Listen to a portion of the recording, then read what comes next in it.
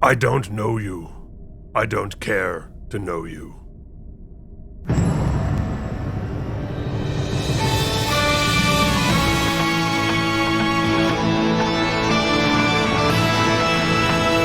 meow, meow.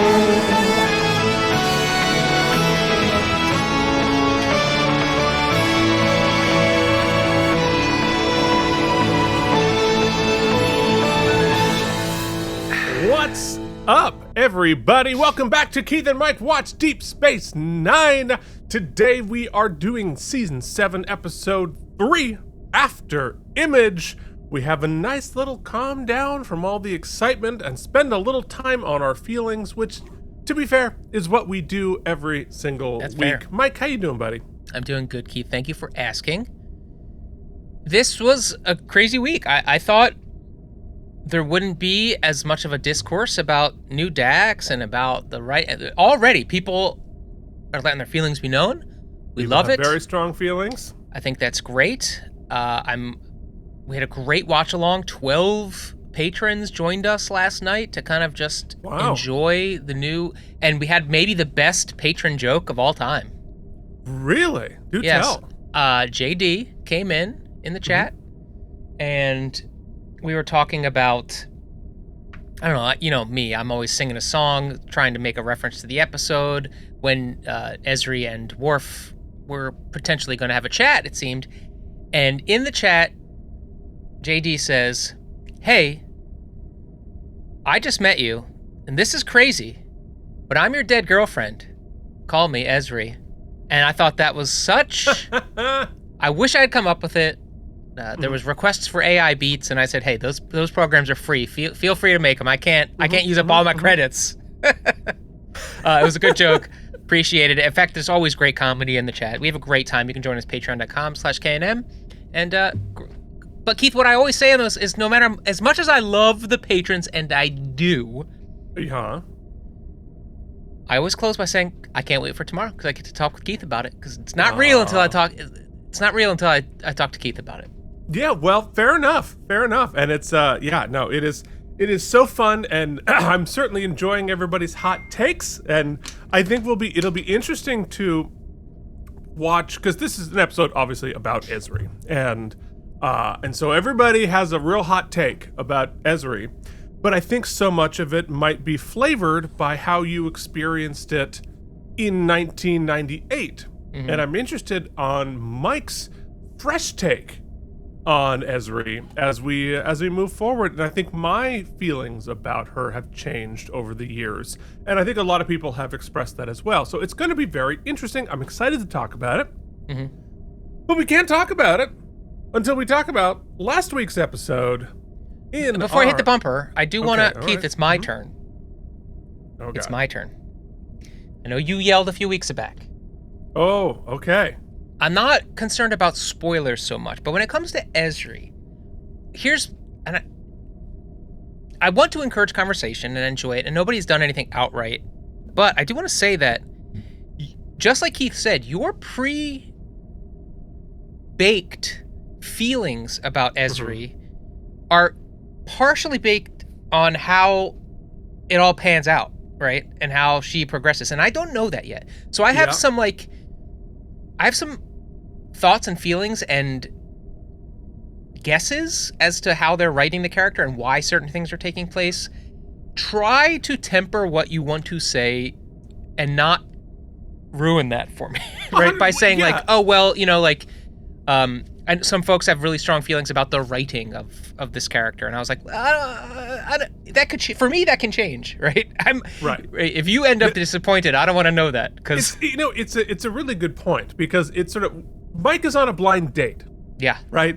And you are like we're all the huddle of folks telling Mike about the person he's about to go on a blind date with. And if we're all like, I have this strong feeling and I have this strong feeling, it's not a blind date anymore. Mike's going to go in there with a lot of feelings, which, to be fair, some of you asked if you could write your treatises, and I said, yes, write them. I will read them. It's really interesting. Mike, don't read them. So on some part, Mikey, this is your fault for reading the comments when I believe we've addressed this. You're not supposed to read the comments anymore. I check in. I have to pip and pop. Well, then you need to be yelling at yourself for the I know, but I can't just enjoy the next 6 months of my life just in blinders in the corner rocking by myself. I read you the comments on air. It takes like a freaking hour at this point. You know what? Speaking of. Yes, all right, here we go. Here is what you had to say about Shadows and Symbols. If you would like to join them, you can join our Patreon at patreon.com/KNM, and I will read some of your comment.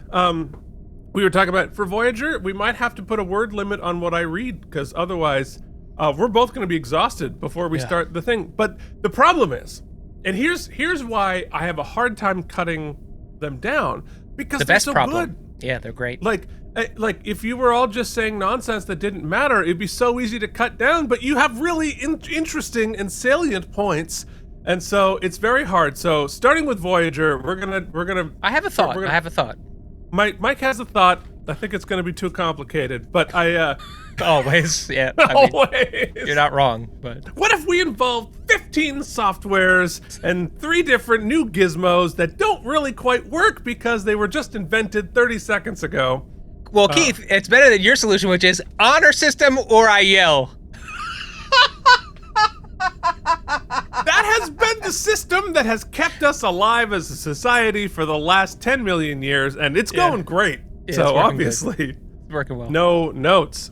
All right, so here is what you had to say. Joshua Cronin says, Keith, you can now tell Mike what that one figure was that you wouldn't tell him about in the Far Beyond the Stars custom figure sets from Joshua himself.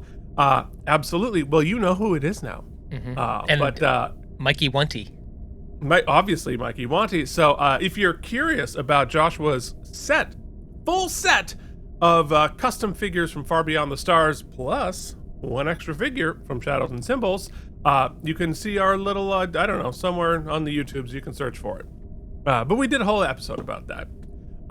Joshua continues, I think this is a great follow-up to last week's, giving it 84 self-sealing stem bolts again. Brian from Video Game Drive-By says, hey guys, as a part 2, I feel this takes the cake on how to pull it off. Everyone really got a solid showing.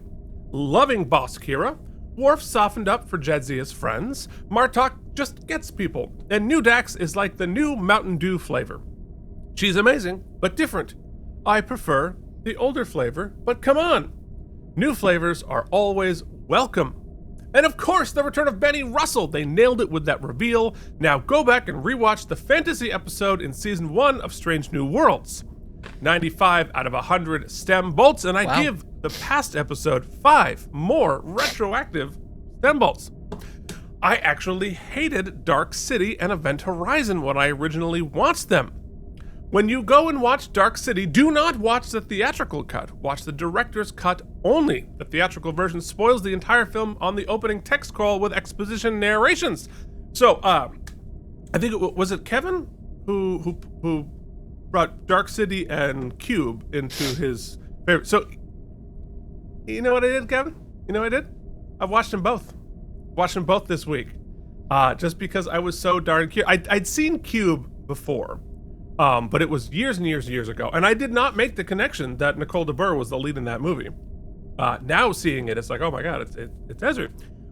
Yeah, so Dark City have you seen Dark City? I have not, no. It is such a crazy and interesting movie. It feels like a Terry Gilliam film. And it's like the cast is amazing. It spirals out into just absolute chaos. It's really quite, and I did watch the director's cut, by the way. Thank you for that, Brian. Thank you for that suggestion. So I was able to watch the director's cut. I don't even know if I necessarily liked it as much as it was really fascinating. All right, well, I guess I'm gonna pull it in now. It's sort of definitely pull it. Get the director's cut for sure. It's sort of like a part Terry Gilliam, part Tim Burton. They filmed it like 6 months before The Matrix. It has a lot of The Matrix in it, but just like a non-technical version of The Matrix. Tons of amazing practical stuff. Anyway, very interesting suggestion. I'm glad that I saw it. Anyway, Brian finishes, as for my lung mystery, things are much improving. We've all been thinking about that. The ER did more work than a month of actual doc visits, so yay. Okay, hoping fingers crossed. In good news, me and soon-to-be Mrs. Drive-By finally got approved for a place to live. Congratulations, That is such a big step. And the stress both goes away and comes back until you move, but at least you got that part taken care of. Well, I mean, and if you've listened to the K&M oeuvre, especially all the way through Oops, you've listened to both of us move multiple times, and it's quite the thing. Jason Moe says, "Oh, I love this. Here we go. I gotta perform this correctly." Jason says, "As another powerful episode of K&M draws to a close, I reflect on the deep insights and reflections presented by Keith and Mike, forever altering my perception not only of this episode, but of the meaning of life itself. Somberly, I scroll down to begin and slowly peruse the comments section to expand my mind even further. Deep in quiet contemplation, I am suddenly absolutely blasted out of my chair as the dance mix version of Two Pips Meet on a Ship erupts in my eardrums. I scroll up to see an astronaut dancing and Mike doing Lord knows what, hopefully painting. Seriously, that little tune was so catchy that my only hope AI has not yet ready to take over the world is that AI didn't recognize this was Star Trek related and put a dancer in an astronaut suit instead of a Starfleet uniform, to which Keith says, Mike did not AI the video, that was stock footage from Envato that he put in himself. Yeah, and I gave myself a heart. Keith, I'm sure you do this at times too, where you have a fun little side not even, I wouldn't call it a project, but like a runner you want to continue. Mm-hmm. Yeah. Because when I went back and cut together me just saying the words, I was like, that actually is perfect lyrically. I have to put that. Mm-hmm. But I gave myself a hard 10 minutes to work on that. So I just typed in space and then just downloaded the first three things, splatter. And it shows. Well, it was one person will see this. One person. Literally. Yeah. Jason Moe hereby nominates this song to play during the opening credits of the upcoming Starfleet Academy TV show. Good call. On an unrelated note, I award 94 STEM bolts for this great episode of Deep Space Nine. Hilarious.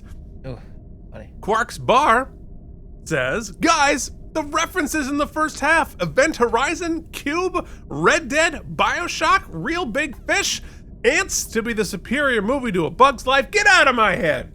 We at Quarks award this episode of Keith and Mike Watch Deep Space Nine 100 self-sealing STEM bolts. Keep on keeping those butts. Yeah, I'm sorry we're living in there. We did take a good tour around your head, and let me just tell you, you should be ashamed of yourself. No, you have good taste, sir. I am not talking about the front corner, Keith. Talking about the back left corner. We saw what was back there. This, kids, is what we call projection.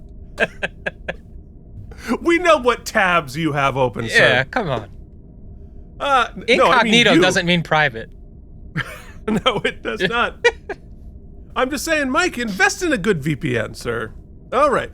Kevin Miles says, I really enjoyed this episode. Keith compared Kira's story in this episode as a retelling of the Cuban Missile Crisis. I could not agree more. In the 70s, there was a televised movie called The Missiles of October. Martin Sheen portrayed JFK. That makes a lot of sense. If you find it streaming anywhere, it is a must-watch. I am reluctant to say anything about this episode without giving away any spoilers, so I'll shut up. Thank you. I give this episode 95 self-sealing STEM bolts. Mike, did you find that TV, The Missiles of October, anywhere? Did not look for it. Well, I'm shocked. I love me some Martin Sheen. I do too. Proto Bartlett. You keep reading. I'll see what I can do. All right. Carl Fisher says, oh my goodness, I can't believe such a deep cut like the secret diary of Desmond Pfeiffer was mentioned. UPN had some doozies back in the 90s. As we mentioned, what was that movie called? The Missiles of what? The Missiles of October. As I mentioned the Golden Girls from time to time, you should know that the creators of The Secret Diary of Desmond Pfeiffer were series co-executive producers of the Golden Girls. That's all I'll say on that one. As for this episode, I feel like Sisko finding out he's the offspring of a prophet and was always destined to be of Bajor robs him of his power and of the power of self-determination. I think the story would have been just as strong had they just left that part out. If he had just been the leader who showed up in the right place at the right time, and his experiences in life led him to be the emissary.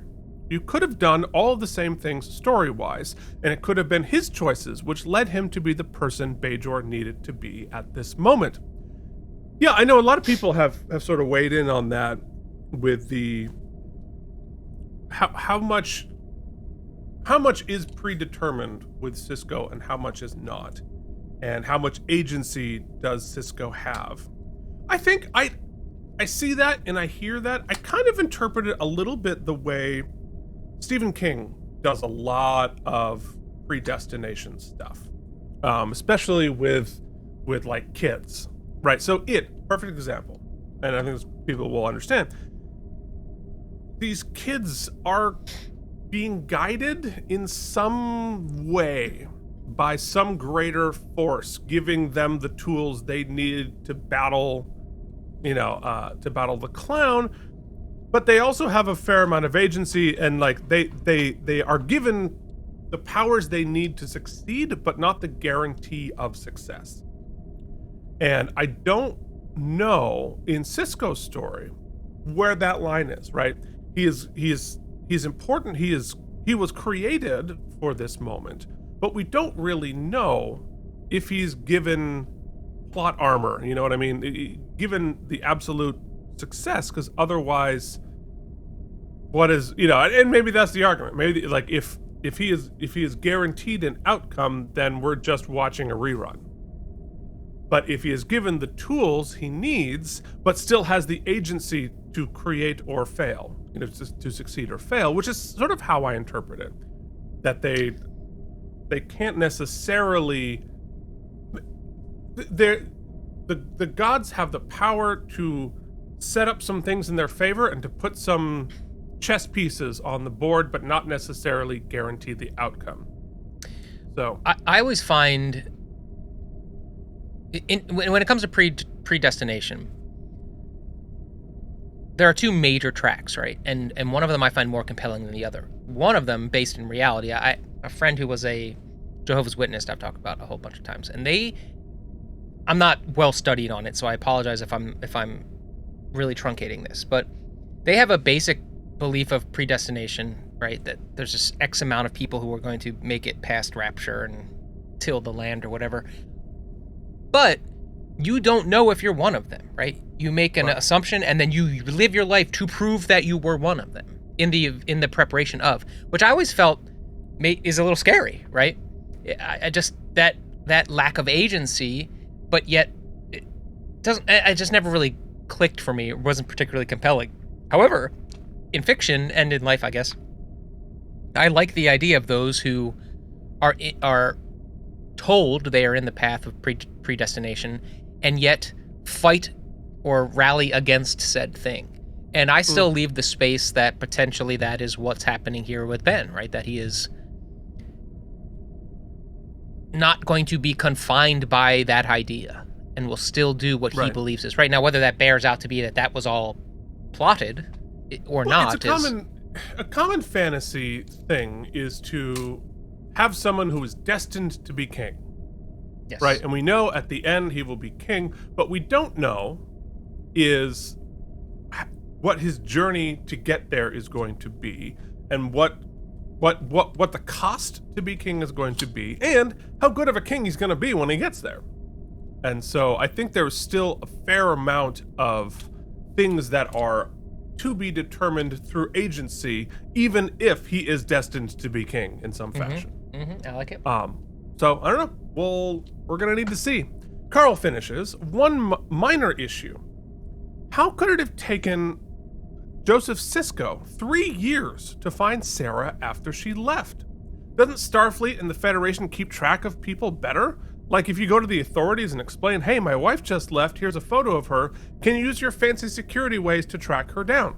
To which I say, absolutely they had the capability. But because we live in a fantasy mature and fair and just system, that even though they had the ability that for surveillance and such things, they would still be respecting privacy. And they would still be respecting her wish not to be found. Which is how I would take that. I just thought that in the future, there's still red tape. Well, call red tape or ethics. It's sometimes two sides of the same coin. 80 stem bolts for the lousy predestination nonsense.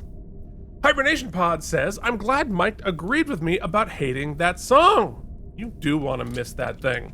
October is my favorite month because it is finally cooling down after an always hot summer, which I could do without. Today. Started yesterday. Jesus Lord. Halloween is cool too. I can't remember. Did Keith say if he knew ahead of his first watch that Jadzia was going to die?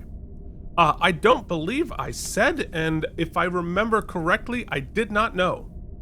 I think, again, when I was watching this, the internet was not what the internet is today. And I think I was a lapsed fan, sort of, at that point. I had gone through college where I didn't have access to a lot of this. And it was right after college on my iPod video that this is one of the things that sucked me back in, that unlapsed me in some ways. So I don't think I had any idea that Jadzia was going to die. Yeah, looking back, it is a sheer miracle I was not spoiled on that. Yeah. So if there's any big reveals coming in season 7, oh man, I got to get through them. Yeah. Shut up. But I also, I think that I benefited from being lapsed during that period because I also wasn't paying attention to the meta world. I wasn't reading articles about Deep Space Nine. I wasn't. You must have been watching Voyager though, right? Because Sean? Well, sort of. I watched a few of them, but again, I was in college for, I think we watched the first couple of seasons. We didn't get UPN either. So, because my parents live in the woods, and so we still, to this day, they cannot get cable, so they have satellite. And at that point, we didn't. The Dish Network or DirecTV wasn't operated that we couldn't afford it. So we had an old school, giant rotating satellite, and so we would watch Voyager on the wild feeds, meaning that Paramount would broadcast via these old school satellite links to the affiliates to record and then broadcast later. So we would see it a couple of days early and without commercials, which was great. But that also meant that I couldn't really watch it if I wasn't home. So if Voyager started in 95, is that right? So I had a few years through high school watching it, but once I went to college, I didn't really have access to it. I didn't have cable for much of college, and even then, usually I was busy when it was airing, and so I'd, again, I don't think I had a VCR for a while, so it was hard. So I lapsed that as well. So I didn't watch the last 3 seasons of Voyager until after I'd watched Deep Space Nine. So I had a hole in my fandom during that time, which I've subsequently filled in pretty hard. But anyway, so that's the answer to your question that took much longer than you were expecting. Hibernation continues. This episode is a solid start that keeps me engaged every time I watch it. The influence of opposing forces, especially from beings as powerful as the wormhole aliens, must be next to impossible to distinguish which one is right and wrong and who to listen to. If that is one way of describing it, I think it is. In the middle of this enormous celestial struggle, Benny is just as real as Cisco is. Both of them pitted in uncertain and vulnerable positions with a devil and an angel screaming at them in each of their ears. I love that, and I love the idea that it's sometimes hard to know which one's the angel and which one's the devil unless they wear their, red and white suits. Such a good way of putting that. 85 lost and found prophet orbs.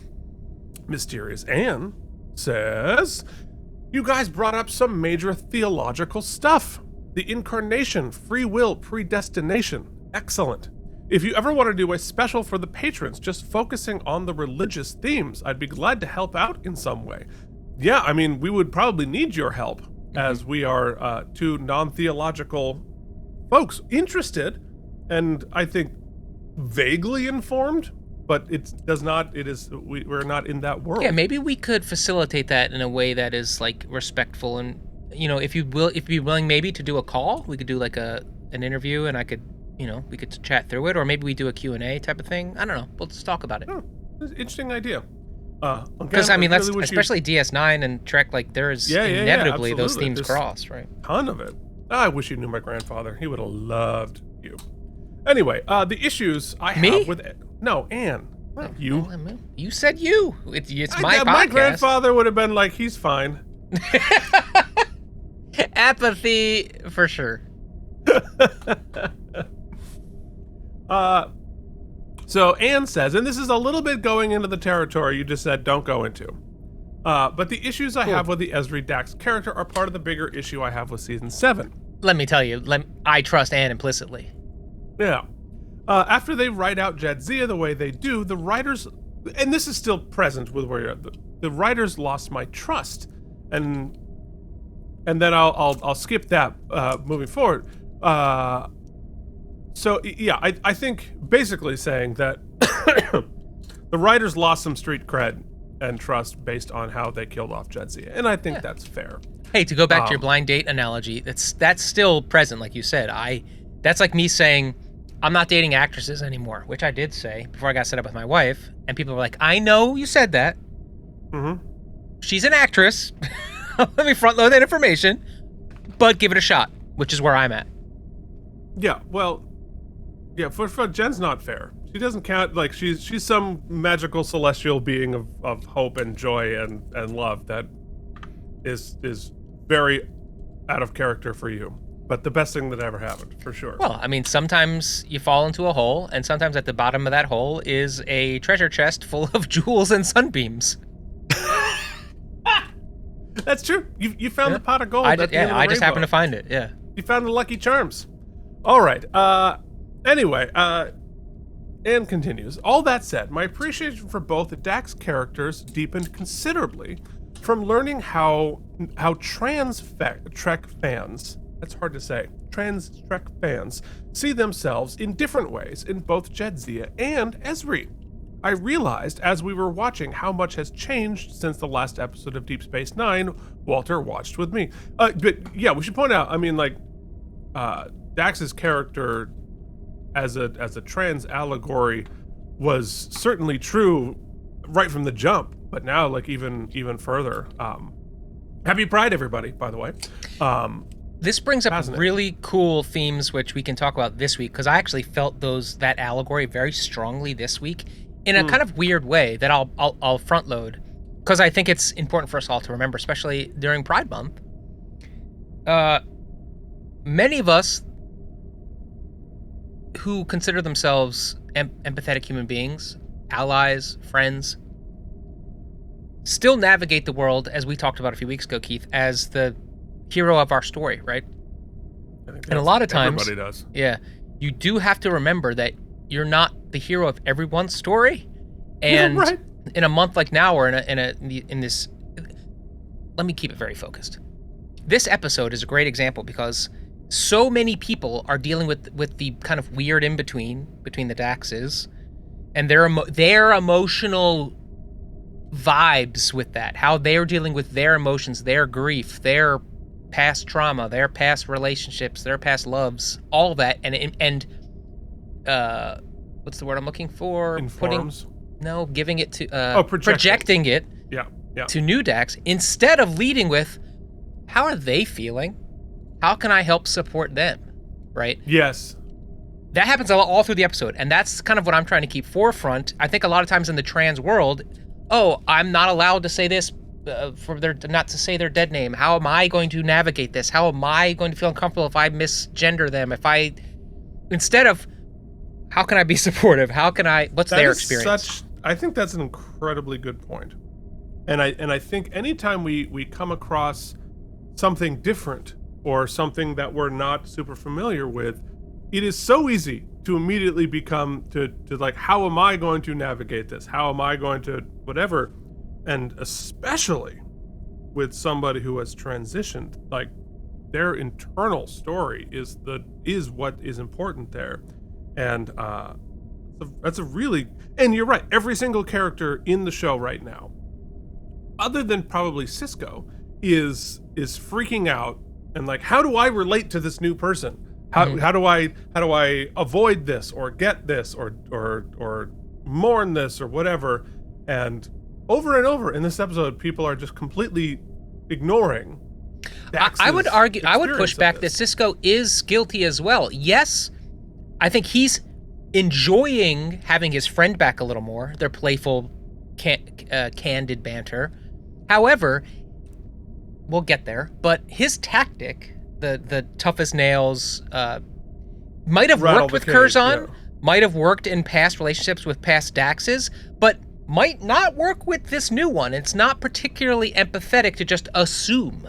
Well, and that's actually really a good way of putting it. Everybody, whether or not they are dead naming her, they are dead emotioning her. They're dead relationshiping her, and that's. And I think the fairest thing to say, and Worf does eventually say it, is, hey, I wanna be kind to you, but I need a little time before I can navigate that bridge. I think that is honest. Now, at least it's honest, yeah. Eventually got there, right? Yeah. Well, and it's and that is the challenge, because like, and everybody's feelings and emotions are valid too. Yeah.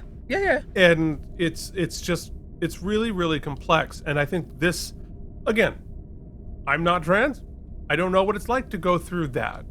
But if I were to project, I imagine this episode in particular, I would imagine might feel familiar, because everybody you've ever known remembers you as something else, relates to you in a different way, and they're all handling it better or worse or weird, more often weirdly, this new situation. And that is such a, and as Anne said, like, I think that in 1998, I don't think I would have any idea what this would mean, but it seems to, again, projecting my own sort of feelings on we'll it. Continue on, but rather than projecting, I wanted to say, I recognized, we don't generally ask, I don't care. No, it's not important to us.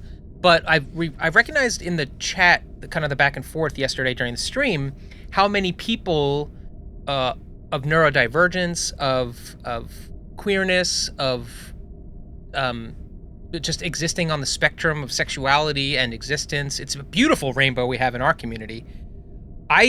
If you're comfortable, always welcome how you relate, how you see the different social issues you might see in Trek that we don't get a chance to discuss, or we only bring a very milquetoast, straight white male viewpoint to. So we welcome it if you're comfortable. I mean, just sort of the thing that I am most proud of our show, before, far more than anything we've ever said, or the production or anything like that, it's the diversity of our audience. For sure. That is the thing I'm most proud of, for sure. Anyway, so Anne tries to continue. I realized as we were watching how much changed since the last episode of Deep Space Nine. Walter watched it with me, and he said, wait, Jake is super tall and an adult now, and he's got Riz? Jadzia is dead and there's a new Dax? Odo and Kira are together and Odo also has Riz? His reactions and Mike's reactions helped me enjoy the episode more than I usually do. And there is something really great about watching it with someone who has fresh eyes. Hey, it's our whole concept.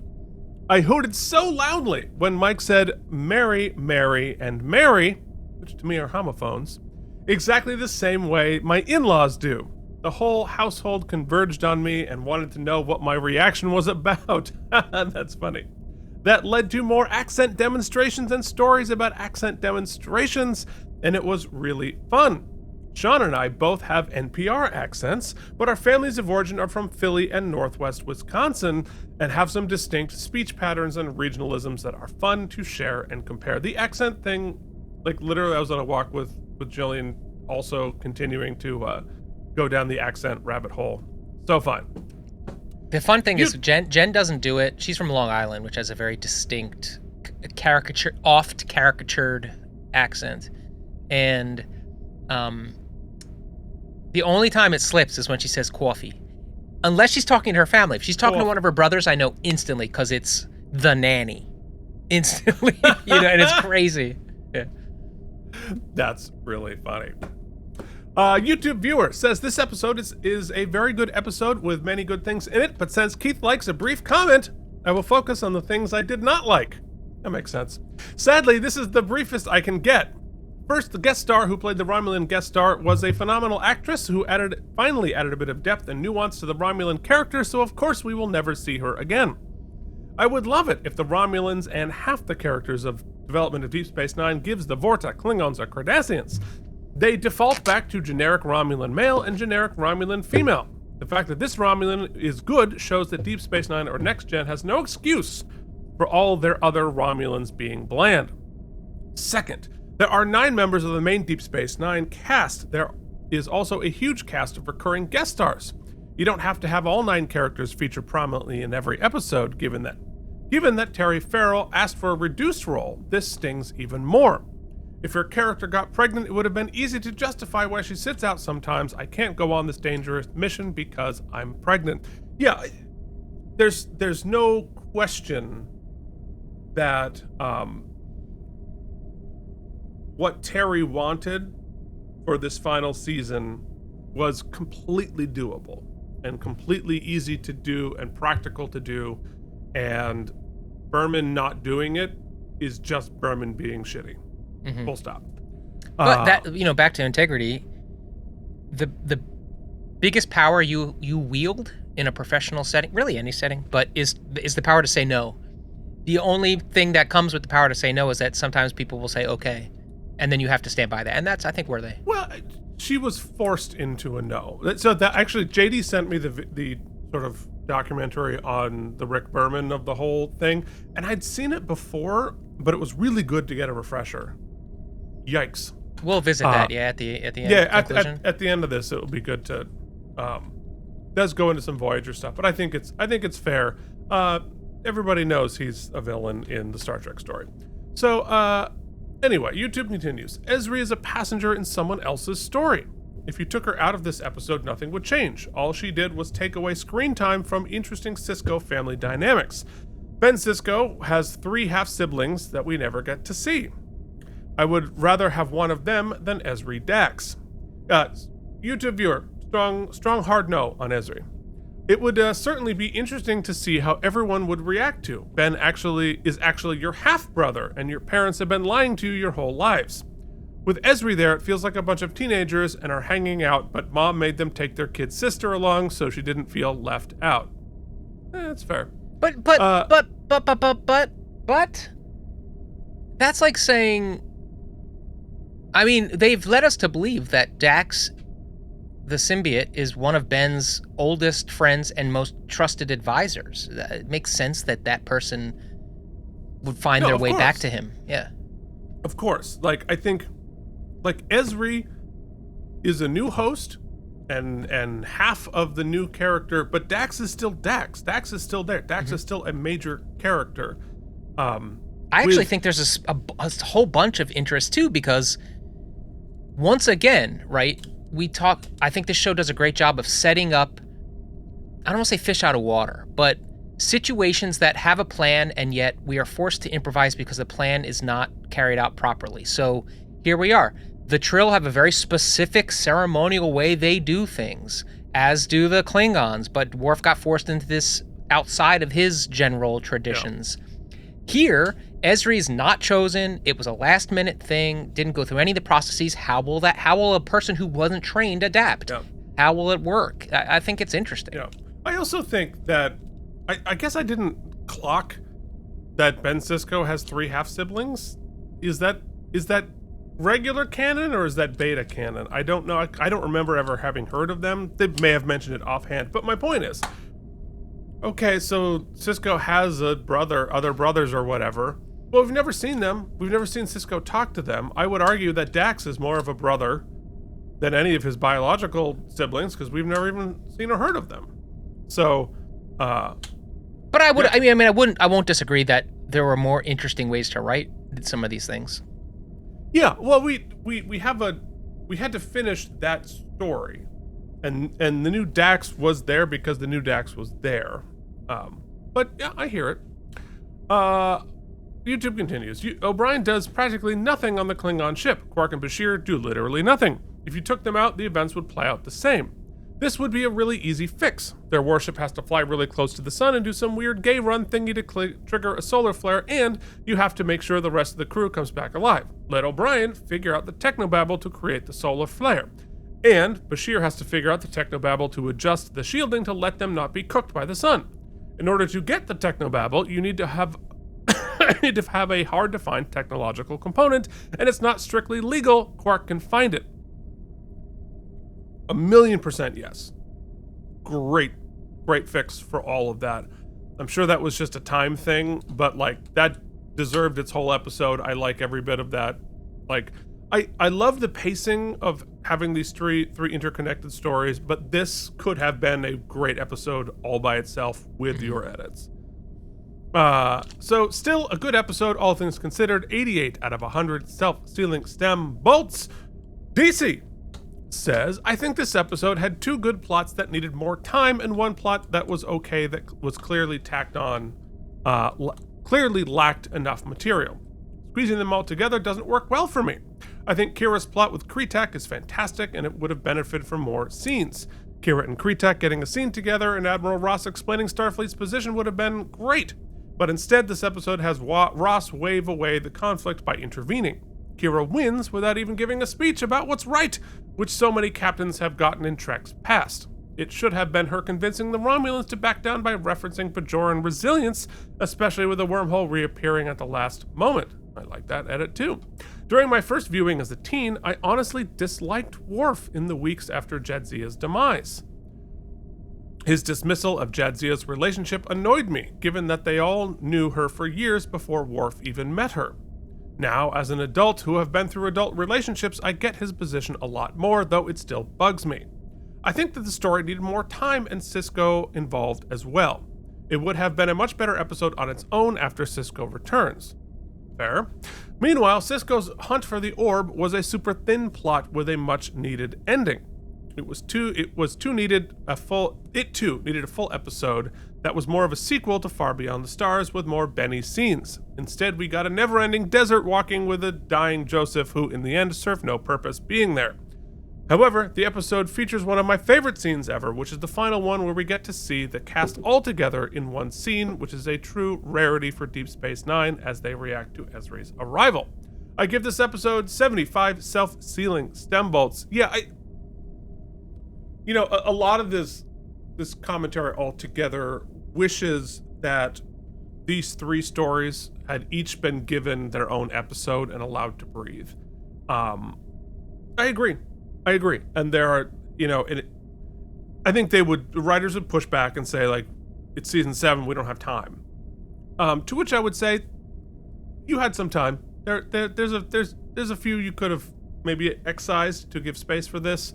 But I get it. You need, I think they felt pressure to land somewhere so we could have Afterimage, right? So we could sort of begin the new normal.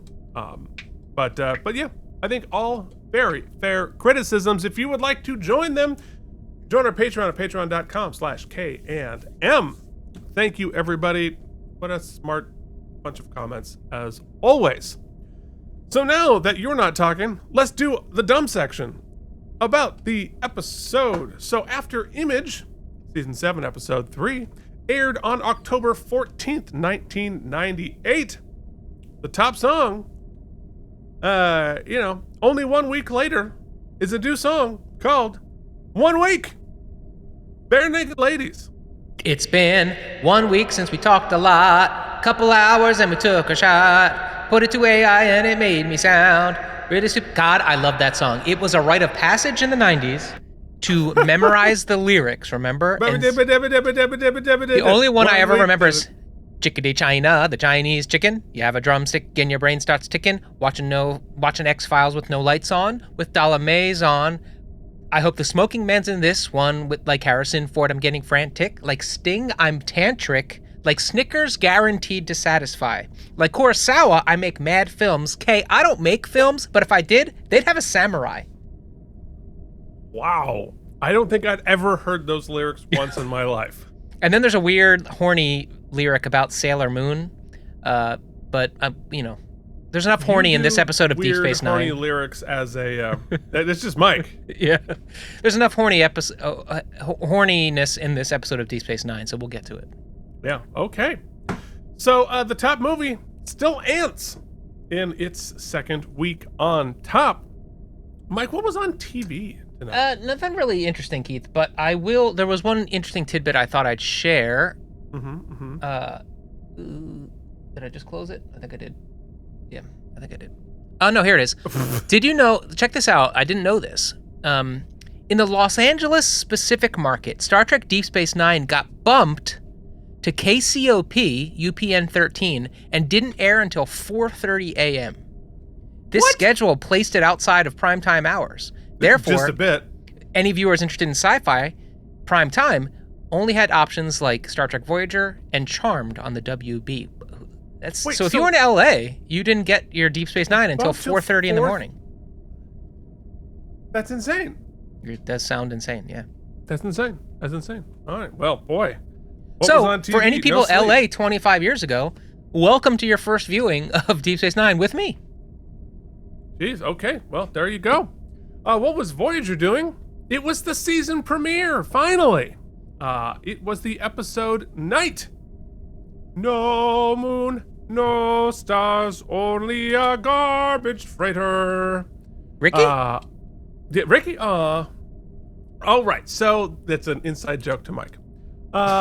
This episode was directed by Les Landau, who last directed Image in the Sand, and this is his last episode of Deep Space Nine. One of our most prolific directors is now leaving Deep Space Nine to go spend more time with his other friend, Star Trek Voyager. This was written by Renee Echevarria, who is the go-to writer when you have smaller emotional episodes about adult human feelings, which I really like. And I'll tell you more about him in our next segment. Now, Keith, waste your time. With what? With trivial trivia. No! Okay, so Renee Echevarria was scripting this episode before Nicole DeBurr had actually shot any scenes in the previous two episodes. Indeed, Echevarria was halfway through his first draft before he even found out who was going to be playing Ezri. So that's interesting. It's so hard to write, and especially it's an entire episode about this character, and you don't even know who's playing her. That's a tough challenge. Can I ask you a question, Keith? Sure. As a writer? Yeah. Because your comment there just sparked an interesting thought in me. You know, you always dream, right? As an actor, as a performer, one of the most flattering things is when someone says, "Hey, I wrote this either for you or I wrote this with you in mind." And I'm sure you have done that in the past. Sure. However, I think you can speak to, there are times in the room, you go to a rehearsal room after casting a show or a play, and somebody brings something to it that you had never thought and makes it better or sparks creativity in you. Which is cooler as a writer? Which is easier for you to facilitate, I guess, you know what I'm saying? Well, the best case scenario is it's both. Right, the best case scenario is you write for somebody who not only fulfills what you were envisioning, but also sparks something else.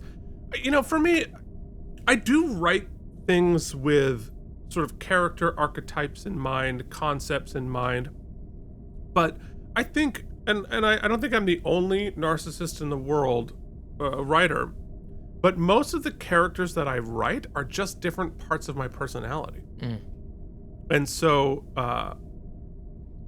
maybe it's just a lack of empathy and just narcissism, but really, you know, a lot of my characters are just me arguing with myself, or different, you know, just highlighting things. And I don't know, there's I don't know really any other way to do it, because sort of writing for somebody else, I'm writing for somebody else to come in and translate and bring something to, but I don't know if I could like write an authentic version of somebody else.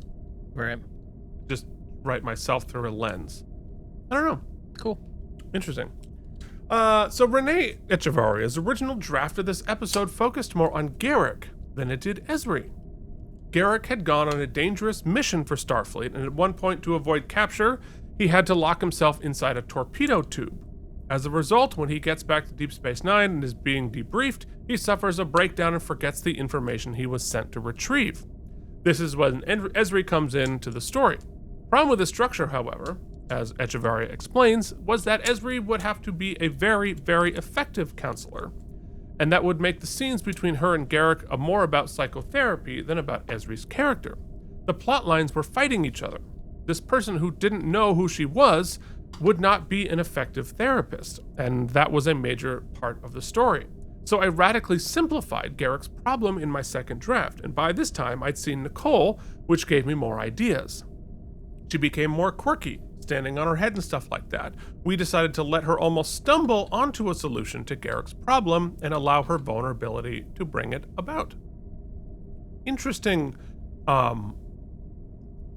fascinating alternate version. I actually, retroactively, I like Garrick's problem being a little bit more. I like Garrick's problem better. The second draft. I agree, but I like the first draft of Ezri's thing. My issue is that I wish she was a better counselor from the jump here. Yep. Yeah. Well, I agree. Yeah. So like, I would like to have that be the original problem, but also make her not even necessarily a better counselor yet, but I would like to see her have more agency in. Yes, I feel like she stumbles upon the solution instead of. It feels accidental. Yeah, instead of being helpful. Or I wish she had a little bit more agency in what happened. Yeah. Agreed. All right, our guest stars. You know what? We spent a lot of money. So our guest stars are just Andrew J. Robinson. We got ourselves a bottle episode. You know who we never need to worry about the budget for, who we would never have to put in a bottle episode because they live in a great expanding universe of our hearts. And 2 slides. 2 slides. It's the patrons of the K&M Empire. They are Brian, Kimball Biersick, Frank Rinch, Quarksbar, Yanba, Ryan Chesley, Andre, Jamie Lubin, Jason Moe, and Deborah. Joshua Cronin, DC, and Mike. Andrew Hayes, Alan, and the mysterious Walter the Mysterious, and the mysterious household Worfs, Big Old Boot Shivs, Charles Babbage, and John Kelly. Keith Blank, Casey Alexander, Harry Pothead, Anton Thies, Carl Fisher, Alan Gerton, Deborah Scott, Tren, and Odo's Bucket. Of course, the Chancellor Jen. Lost Emu, Scott B, Merritt Neath, 86 and Company, Byron Woosley, Aroha, I'm Sausage, Yum Yum, Ben B, Brian from the Video Game Drive by Nikolay Ivanovich Lobativsky, YouTube viewer James Hubbard, Hibernation Pod, Miri Holcomb, and Rogue Knight. JD Makes, Colin Dagan, Chris Mitchell, Frank Rinch, Pat Joshua Cronin, Kevin Miles. Fedora the Explorer, Aroha. Engineer Mayhard, Jerome Gibson, Chanel, Laura Morrison, Mr. Smokin' Dragon, Ballad for Soup, Lutz Kremer, White Eldridge, Kevin Miles, Ryan Caputo.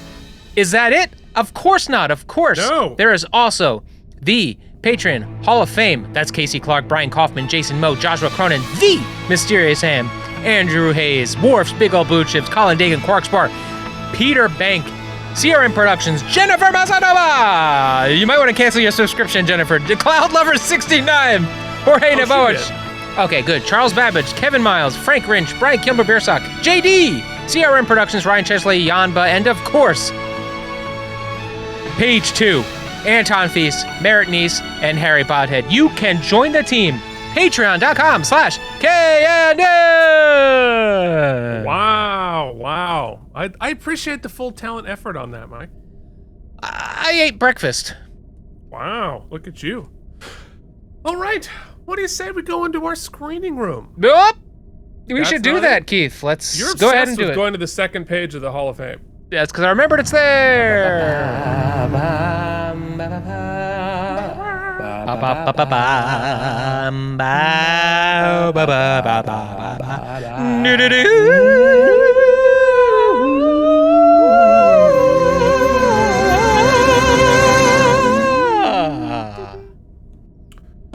Okay.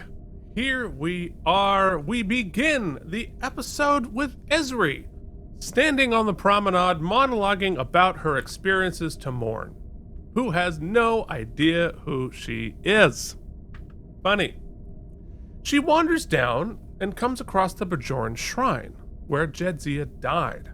She goes inside and looks at the orb, and it is clearly what a mind F that has got to be to go back to the place where you were killed. Yeah, it's funny they always make you do that in video games, right? Like you get slain somewhere, you respawn somewhere else, and you got to go back to pick up your loot you dropped.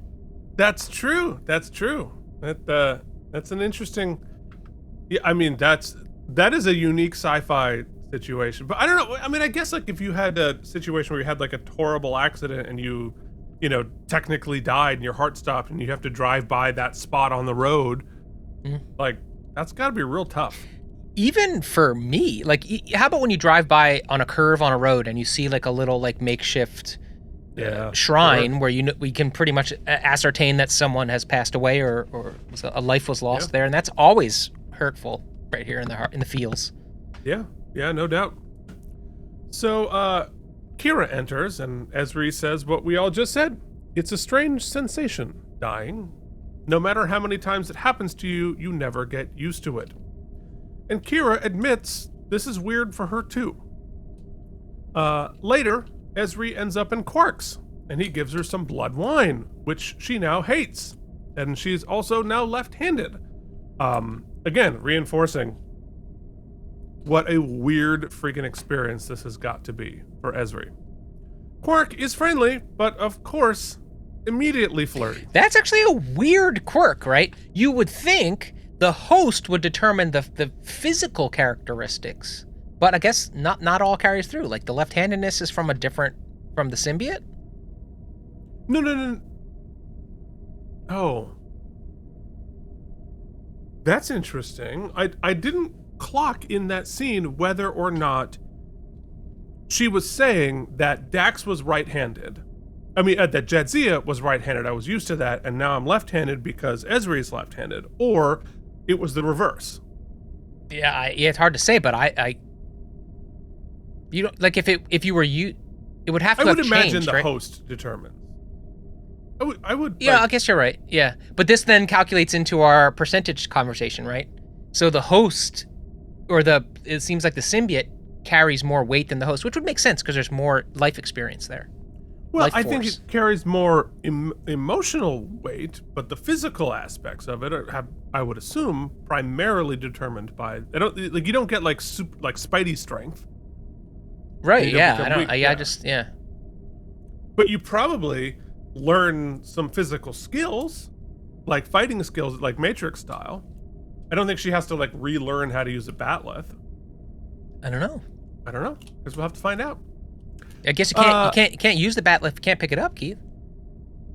Well, it should have to learn it left-handed now, though. Yeah, so there's changes. You got to change your stance. There's a lot going changes. on there. Ezri tells Quark, "I'm not staying. I'm going back to the Destiny to be the assistant ship's counselor." To which Quark says, "You're a therapist?" And this episode actually does answer the question that we had before. I think it's a stupid answer, but apparently there are no therapists on Deep Space Nine. No, apparently there is one.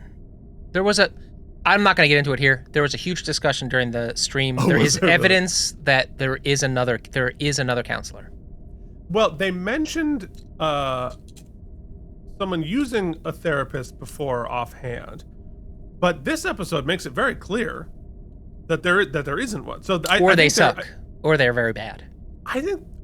I think that I forget who was it that needed the therapist before. O'Brien, was it? O'Brien. Yeah. I think Starfleet sent somebody to help O'Brien, but it was a temporary assignment, so that person is no longer on the station. That's my headcanon. Which is stupid. There should always be a therapist. Anyway, Quark is not the only one acting weird. Until she remembers that he owes her money. Then he disappears, but then we see Worf. Ezri smiles at him and he disappears coldly. And that is the end of our teaser. In Act 1, Sisko is in his office when Ezri sneaks in through a side door as she is ducking Worf. And she explains Worf won't even talk to her. And Sisko reasonably suggests that perhaps he's trying to honor Trill customs. Which is a thing that Ezri is sort of ignoring all of the Trill customs that we have learned up to this point. And I know a lot of people have brought it up and that it's sort of inconsistent. I have a headcanon. Okay. And my headcanon is through those very high profile, they had the trial, whether Dax was responsible for a murder that happened previously. Then they had all the problems with her previous husband, wife, and we had that situation.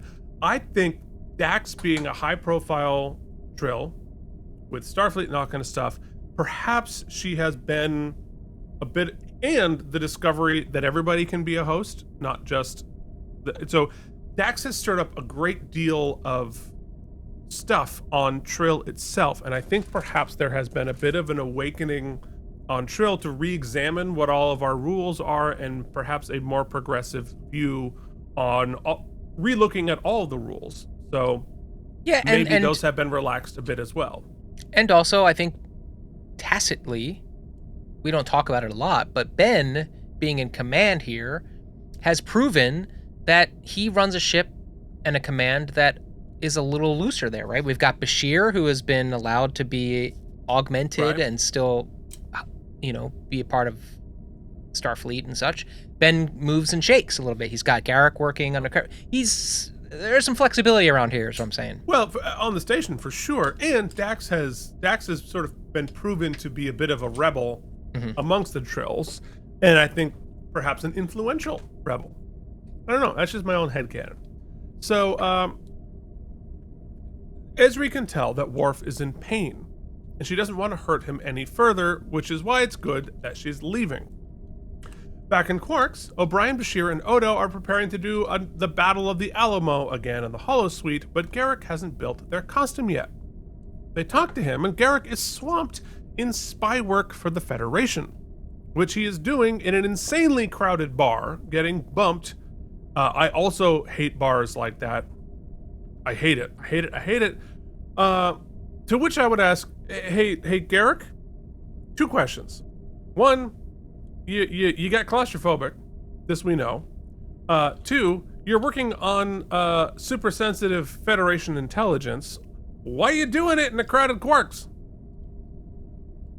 Good question. I don't know. Anyway. I was like, why don't they just holodeck the costume? Well, I think so. That's another Star Trek question, right? Why do they wear costumes into the holodeck? Because if they don't, the minute they leave, they're nude. All their bits and bops are out. So like, you can't holodeck it over your clothes. I think you would feel like clothes on clothes. That's not fun. I chalked it up to more like, yeah, we could LARP with these styrofoam things and have fun, but my buddy has like a makeshift forge in his backyard. Like, he could make them. Well, but I think that for people who enjoy cosplay, making your own costume is part of the fun. Yeah, you're right. So that if you showed up at a convention and they handed you a perfect Starfleet uniform and then you had to take it off and leave, that takes out some of the fun. I agree. But I guess my point, if we're nitpicking, it would be that, like, we all took off an afternoon to go do this campaign, right? We're here. Oh, I left the board we left our costumes at home. Should we just scrap the whole game? Nah, man. Let's just holodeck it. So what? You see my weenie. I don't want to see your weenie. That sounds like hollow hell to me. Come on, man. We set aside the whole afternoon. I don't have a problem with your weenie. It's like, I'm sure it's fine that it exists. I don't want to see it. You don't want to see mine. I mean, I don't want to, but I would take one for the team. What's a weenie amongst friends? I mean, I don't want to play pickleball that hard. Okay? It's just like, I don't, it's like, it's fine, but I don't know. If we're like watching the Super Bowl, maybe I'd see a ween, but I don't know. It doesn't. Now that seems weird. All right, runner complete. I'm fine with it. Runner complete. All right. All right, that's fine. Anyway, Garrick gets angry and shouts at the people crowding him. Back in his tailor shop, Garrick is alone, but starting to have a panic attack, and we can hear his heart beating. He clutches his chest and loses audio, which, if you've ever fainted or passed out, is a real thing. Yep. It's crazy. Odo sees that he's about to collapse and calls the infirmary. In Act 2, we confirm that he has indeed had a claustrophobic attack. And Garrick says, I know, I've been claustrophobic for as long as I can remember, but lately it seems to have gotten worse. Rooms that once felt completely tolerable suddenly feel alarmingly cramped. He requests to be taken to a larger room so we can discuss this with Cisco. So they go to the promenade, and he says that he needs to quit decoding transmissions for Starfleet until he recovers from the claustrophobia.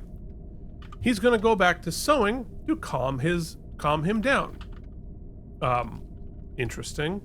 He leaves, and Cisco knows he needs some psychological help, which, you'd think you'd want to have help all the time, especially for spies. So he goes to the least experienced therapist on the station, Ezri Dax. She's not only still in training, but her brain is scrambled by the 9 permanent house guests who have now arrived. And Ezri says, what about Julian? Can he work with Garrick? And Cisco says Julian's a good physician, but he's not a counselor, or even an assistant counselor. And besides, he doesn't have 8 lifetimes of experience under his belt, which is the part where once she can get herself sorted, what a superpower as a counselor, as a therapist, to have 8 lifetimes. So in Quarks, Bashir and Quark discuss Dax and the fact that she's single now, sort of. And Quark declares a competition. Remember when that was a thing? Like such a 90s trope, like, oh, there's this hot girl, I'm going to compete with you, and one of us is going to win her. I'm so glad you brought that up, because I made the exact same point last night. I was like, of all, I don't want to say just 90s. I mean, of all television tropes going back or even media, the trope of I'm going to go win said person is so the least interesting thing. Well, it's gross. And it sets up a world in which she does not have agency. They're just going to declare, one of them is going to win her because she has no agency and has no choice in it. It's the same thing that has always really bothered me. Well, I mean, culturally, it's always been gross. It's been gross since back in the day when it was like a business transaction. It's yada, yada, yada. So we've been there, we lived it. In the future, it should be better than that. I guess that's the critique here. It's like, it should be better than that. We see the 90s poking through. Right. And it's the same thing with the trope of getting somebody's number. Mm-hmm. Like, ooh, I got her number, so now she has to sleep with me. It's like, because that's the insinuation. The insinuation is I have this, 7-digit number, so therefore I'm guaranteed sex out of this. Actually, it's a little more specific. I really have to hammer this home because there's a line coming up later, I'm sure you're going to mention it, that almost ruins the entire episode for me. And I have to bring up why. Because this is life experience. Yes, there have absolutely been times, multiple times in my life, where there has been a person I'm interested in, and a friend or a colleague has begun to date them. Either because I never had the guts to ask this person out, or they weren't interested, whatever the case may be. And you know what? Yes, maybe you carry a little flame, or you still find that person attractive, because that's life, that's emotions, that's chemistry. But the first thing you do is you segment that person into another part of your brain. You start to like learn to be friends. You just let it go. As a friend, as a decent human being, what I don't ever recall doing is sitting around with my other buddies, right? And being like, talking about what could have been, what should have been. It just doesn't ring true to me in any way. It seems interesting. It just doesn't. Yeah, I don't quite feel that way. Like I certainly have had times where situations like this, right? It's you're doing a show, you're doing summer stock, and there's only like 3 straight guys in the cast, and there's like this one person be like, ooh, wow, I think all of us would like to date her, right? But the transaction is not between the 3 of us. It is between her and whoever she chooses to date or not.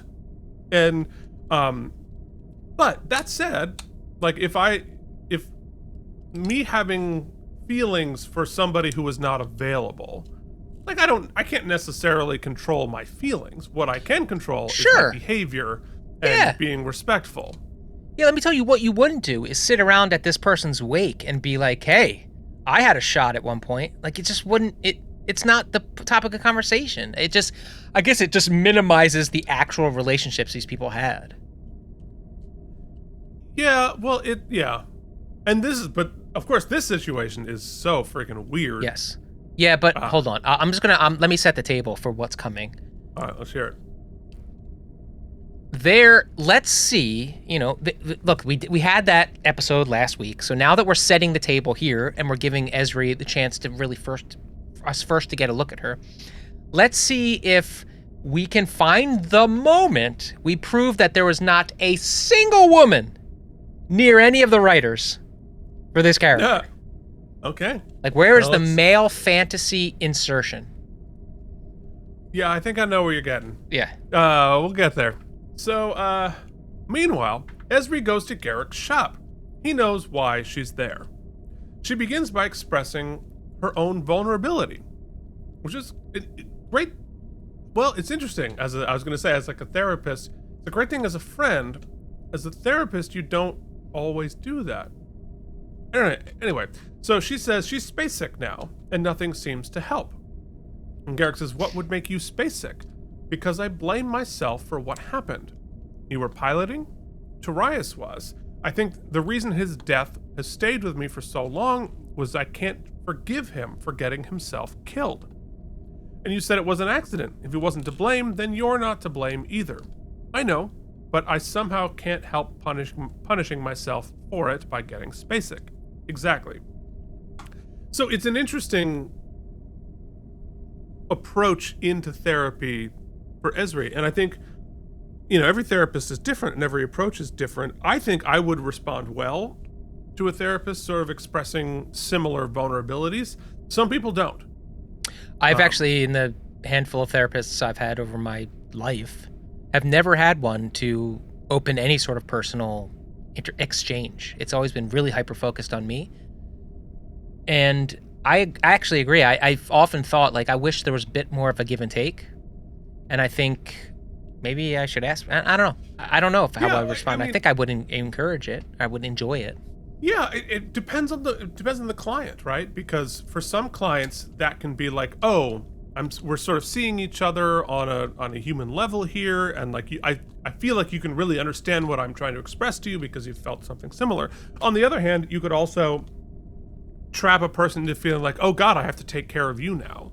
Yeah. And so I can't be as vulnerable because I don't want to trigger your stuff, and I need to, whatever. And so it's a double-edged sword, and I think that's why therapy is as much of an art as a science. So Ezri then asks Garrick if he had any claustrophobic trauma in his past, and he readily admits that his father locked him in a closet as a child. And Ezri's like, no wonder you get claustrophobic. Just like me getting space sick. We're both punishing ourselves for things that weren't our fault. But instead of unlocking it and everybody being fine, they're both now triggered. Because as often happens in therapy, the obvious, play school version of what's causing it is almost always more complicated. So on Ezri's way home, she bumps directly into Worf. And she goes, hello, Worf? Ensign? Ensign? That's all you have to say to me? What more is there to say? I was your wife. You are not Jadzia. She died and went to Stovacor. I do not know you, nor do I wish to. That is how we go into commercial. Woof! Hard. It's interesting. Mike, what did you feel here? Well, it's one of those situations where like I see the both side, right? Yeah. And I think there's a juxtaposition here that's really, they don't hit you over the head with, but I really enjoy. Ben is really enjoying, almost gleefully, having his playmate back, or his counsel, right? But we're seeing more the friendship part in the early parts of the episode. He's like giddy. And like what a cheat almost. What a cheat code, right? My friend died, but hey, they're back, right? Right. There's an eternal nature of it. For Worf, it's the opposite, right? He can't, the Stovacor thing has proven out to be a little bit of false closure, a way for him to sort of say, okay, I've dealt with it and I'm past it now. But in reality, he hasn't gone through the grief stages. Or he's part of the process. Yeah. But for him, he was like, okay, this is a period. She's in Stovacor. I don't have to feel sad. And this is forcing it that no, not only is she gone, but she's also not gone. But you can't have, there's all of the questions. You can't be done because it's right here in your face. And it's torturous.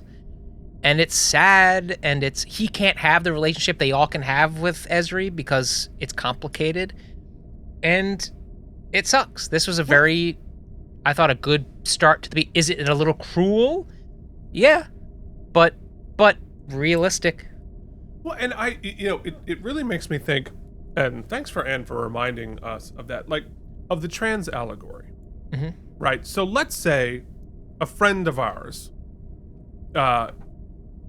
comes out as trans and transitions, and as a friend, great. That doesn't, I'm delighted for this person and we'll now interact in a slightly different way, but it doesn't affect my life. It doesn't necessarily need to affect our relationship much. Wonderful, great. I have a new dude friend, or I have a new female friend. Wonderful, huzzah. Thank you. But if it's your spouse, right? Even if you are incredibly supportive and you love this person to death, it sort of by definition changes your spousal relationship, and you have a bunch of decisions to make, and it opens up a whole can of worms that affects you in different and more specific ways than as a friend, or even as a family member, because it's like, what does our marriage look like now? Does our marriage continue? Does it not? It definitionally changes much more, and there's no right or wrong way to do it. It's just more complicated. And this is the kind of the first time in the episode where Ezri is portrayed in a more elevated. I don't want to say more elevated. Her maturity level is at a place that doesn't look so childish. She looks very sort of infantilized and childish throughout the episode. Yeah. Here, she does, maybe because she's been through it before, but she does have more of a maturity about how to, at least we have to broach the subject. Yeah. Interesting. I think it's a fascinating and unique situation to work through. So in Act 3, Cisco arrives in Ezri's quarters. Not only that, but there's a meta level knowing that the audience is also having that feeling. Right. Which is cool. And interestingly, actually, reading everybody's reactions, so many of the audience are reacting as if it were their spouse and not their friend. Mm-hmm. Because like I feel much more personally affected by this person expressing themselves in a different way and reacting that way. Because we feel so invested in the actress and the character and all of this, and we feel a sense of betrayal. That's the interesting thing about, I don't have all the details, but whether she was forced into it or not, whatever, Terry left with her dignity intact, which at the end of the day is, as a professional, knowing professionals, is all you care about. Does it suck? Yes, all of that's the Berman stuff, all of it's BS. But she left with her integrity intact and continued to have a great career. So Yep, for sure. I'm not tearing over a lost season of what Dax would have been. I'm not going to carry that over to the actress who took over, right? I understand that people do, but this is what we have to deal with. Let's move forward. Yeah, 100%. So, Ezri is even more space sick. Apparently she helped Garrick with his claustrophobia a little bit. She tells Ben about her interaction with Worf. And Sisko says, maybe I should have a talk with him. Absolutely not. You intimidate him. Me? Don't tell him I told you so. Sisko, delighted. I intimidate Worf? You like that, don't you? Of course not. Come on. I've been a man. I know. And this is where Ezri's life experience, Dax's life experience, is so freaking useful, because that specific type of male vanity is like, if obviously I'm sure you can understand it from another perspective, but if you've been a dude and the idea of you intimidating somebody that you're scared of, that does scratch the ego just a hair. Because of that, this scene, you can almost hear Jadzia in the conversation. Right? It's very Jadzia focused, because I think she finds the fragility of male ego to be quite comical. Hilarious. Yeah, hilarious, because and she can have an empathy for it and find it funny because she's been both. But interesting that the sort of marital privilege of secrets and guarding that masculinity for your partner does slip up here. We do lose that. Well, but again, does spousal privilege continue after death? I don't know. Complicated. And also, this isn't quite like his PIN code, but yeah, it's I feel like Dax might have said that anyway, but I don't know. It's interesting. So Ben tries to talk her into staying on the station and helping counsel people through the war. And he has pulled some strings in Starfleet to get her to be a full counselor and a promotion to stay on the station. But she still thinks it's a bad idea. Because of Worf? Mostly. Just say the word and I'll intimidate him for you. You'd like that, wouldn't you? Great. Hilarious. So later, in the Replimat, of course, Horny Bashir, he's back, baby! And he swoops in to chat with Ezri. She immediately calls him out on trying to flirt with her. Which, fair point. Oh man, if they had cut the scene there, I would have been like, awesome. Yeah. But she says, I remember the way you used to flirt with Jadzia. I'm not like her. She knew how to handle it. In fact, she enjoyed it. You can be very charming. And you know what? You want to know something? If Worf hadn't come along, it would have been you. Gross! Okay. All right. Let's explore that. I just think it to me just reads so male fantasy.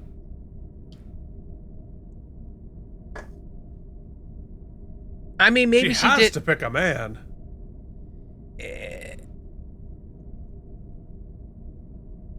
Do I share this anecdote? You brought it up earlier.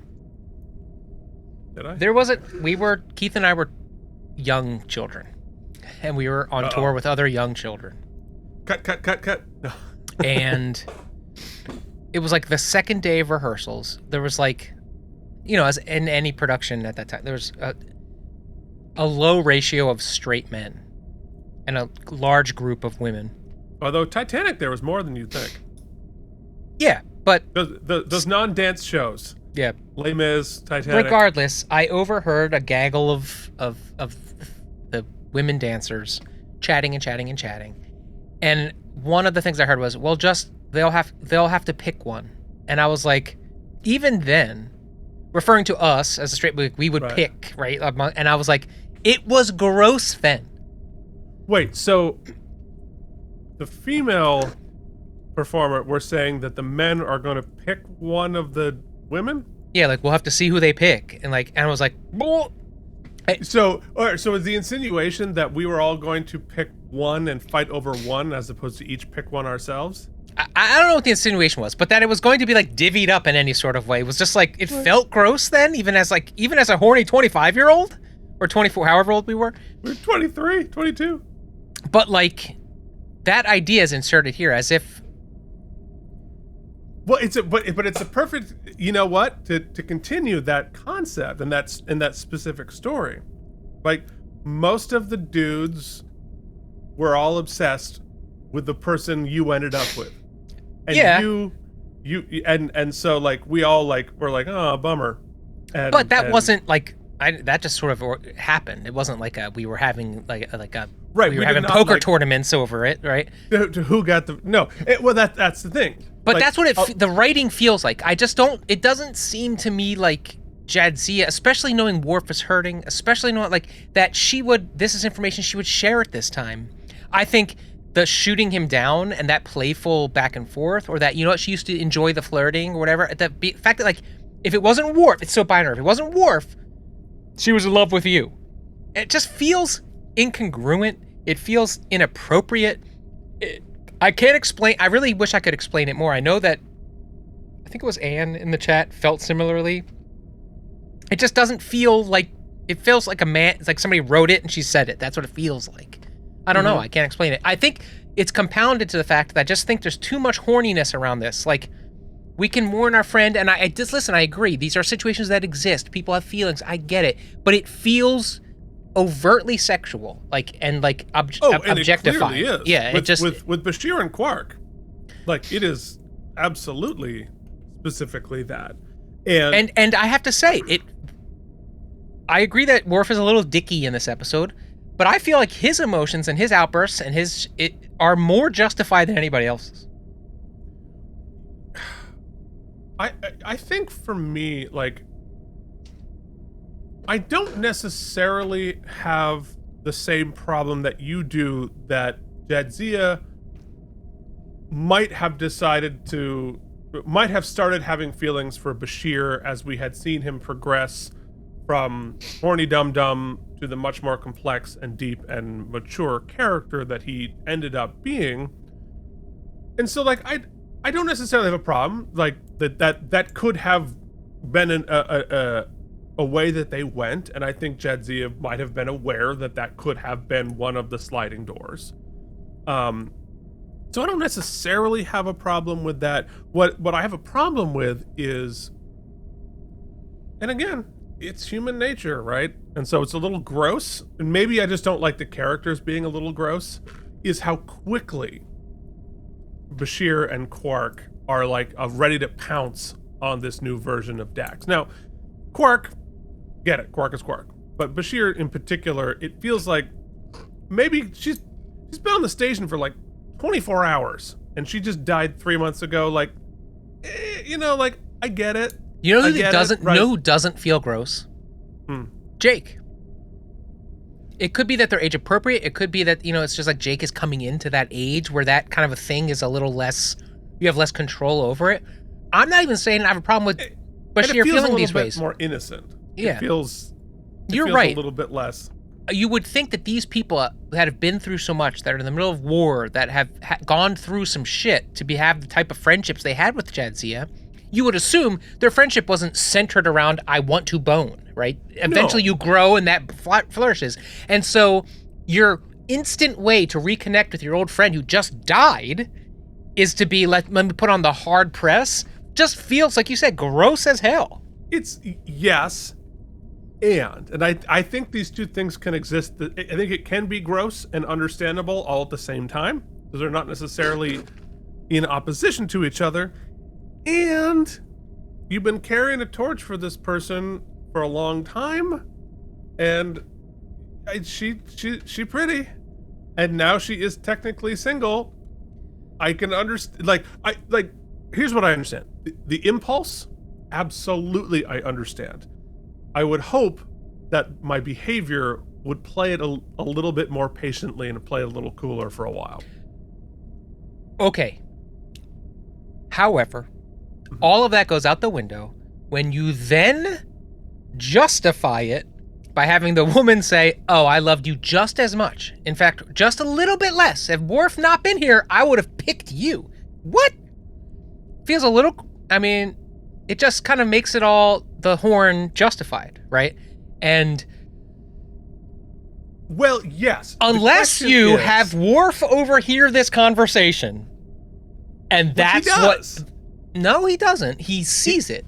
He sees it, but they take hands. Like, he sees it. He gets the whole implication there.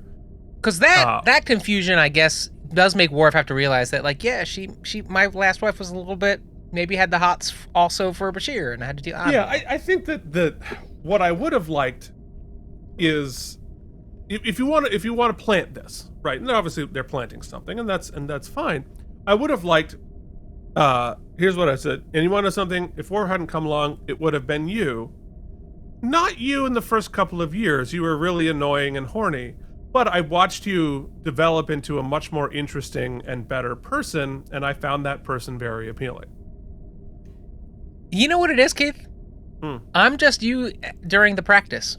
This shit does not do anything for me. These romances with the shit, I'm not interested. Let's talk about the war. We have bigger fish to fry. Let New Dax settle in. Let's go blow some shit up. Okay. I take it. I'll take it. So, oh snap, they take hands briefly, which is witnessed by Worf, of course. Though I'm planting my flag. Okay, let's hear it. If Bashir and New Dax get together, I'm going to be pissed off. Okay. Okay, there it is. You want to piss Mike off? There it is. We're all planting, we're planting pride flags this month. I mean, if they're both consenting adults, then whatever, it's not my call, but you planted a very small flag then. Very small. Very tenuous flag. So you'll never know the size of the flag, Keith, because you don't want to see the weenie.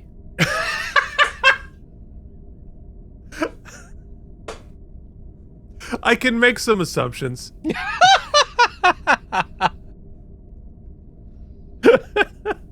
How long will the weenie runner go? No, I mean, it's been going for about 6 years now, so I think it's 6 years for. I don't know if it's that many inches, but it's that many years for sure. Well, accounting for inflation. I don't think as you get older, unlike your investments, it doesn't work that way. Investments, like I have investments, wouldn't that be hilarious? Anyway, Bashir gets a medical emergency call. Garrick is freaking out, trying to open the airlock to get out into space.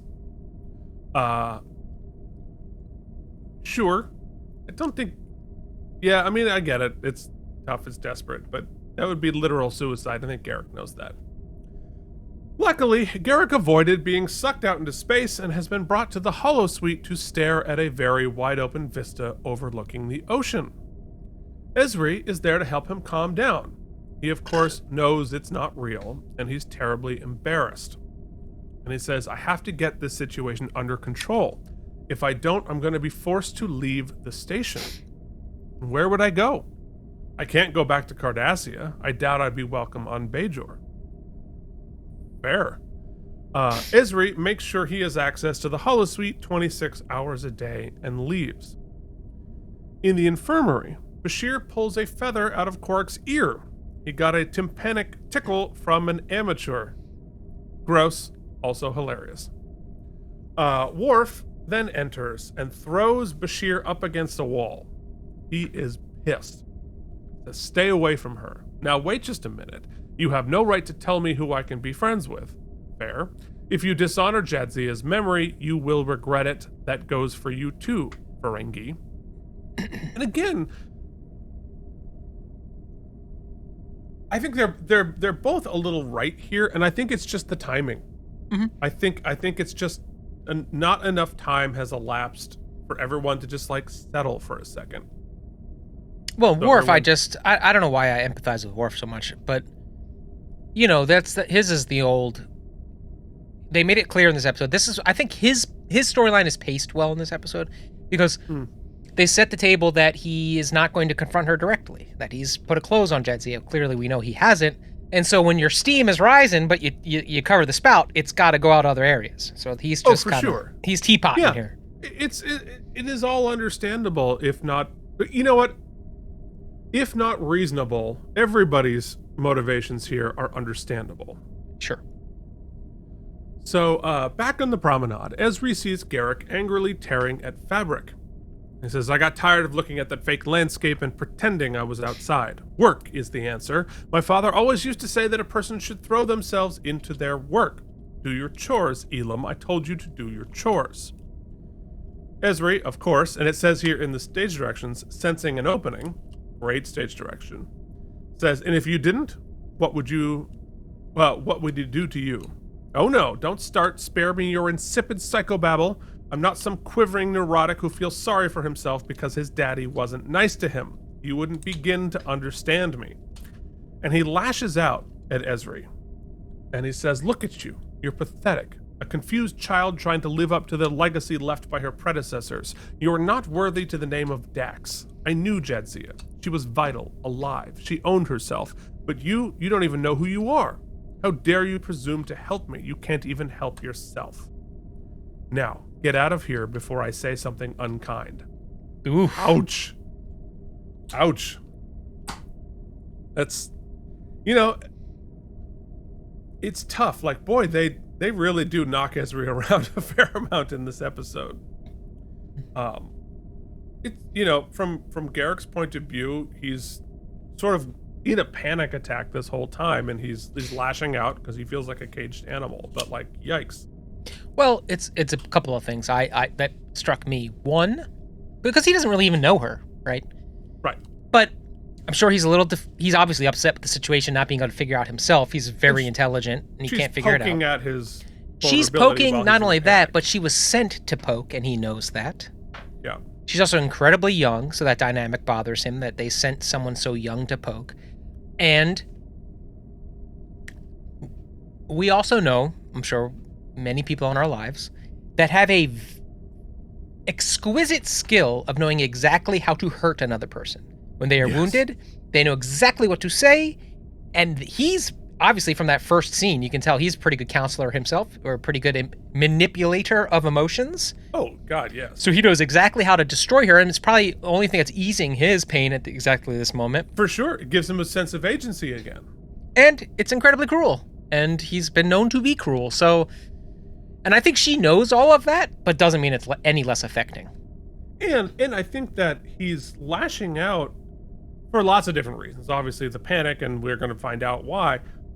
But also, just from a therapist's point of view, she's not exactly going in with a scalpel.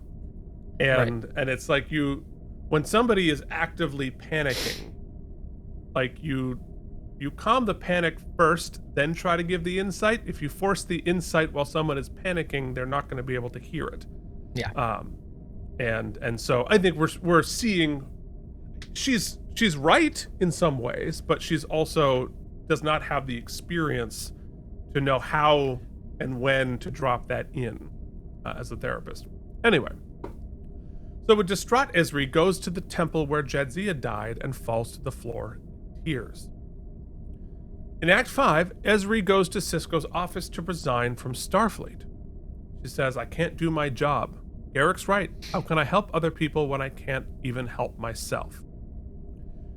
So Ben here goes in and gives her some tough love. And I think there's a lot of debate. When I watched the first time, I was like, ouch, we just eviscerated her. Is this really the right way to go at it? And he says, if you're leaving Starfleet, you've got to find something to do. Maybe you could be one of those people who takes care of the symbiont pools. It's quiet in those caves, no one around, no one expecting anything from you. You could spend the rest of your life underground in the dark, stirring mud. 80 or 90 years of that might be just what you need.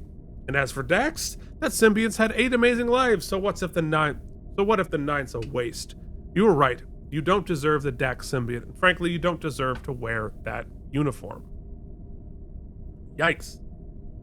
You know what would have made this very cool, expensive, and effective? If he reached into her like Kalima and pulled out the Dax, like, you can't handle the Dax. Because I think you're right. It comes across so harsh because we just had the Garrick scene, right? So it just seems like piling on. And you're like, why would he choose this tactic? Yeah. Yes, I agree that this clearly is something he's done before, and it's his and Curzon's sort of way they used to get each other. My guess is it's how they rattle each other's cage. What would have been cool is we see him talking to her, having this kind of speech, but then we see her as Jadzia, which we can't do, obviously, having this kind of a speech, and then we see Curzon, and like we see it over the ages to show that this is just the way Ben rattles the cage, of their friendship. But you can't do that, so it is what it is. I think what you could have done, and again, like, we're not at this point in the story where Ezri, like, regains her agency and, like, puts her feet down. But to me, I would be like, hey, buddy, I'm not Curzon. You're giving me a Curzon speech. This is not helping me. That would be cool. And I think that would have both, I think, made Cisco's tactic more understandable, but also helped with that. But that's not where we are. You could delay the scene, right? Like, she just gives the data pad. We don't even see Ben. She just submits her resignation without him there. And then we have this confrontation after the Garrick bit. It feels oddly punitive. Yeah. So later, O'Brien goes to Worf's quarters with more blood wine. Similar to how he did last time. He's talked to Bashir. And O'Brien says, Julian swears there's nothing going on between him and Ezri. There's no reason for you to be jealous. I think that's a lie.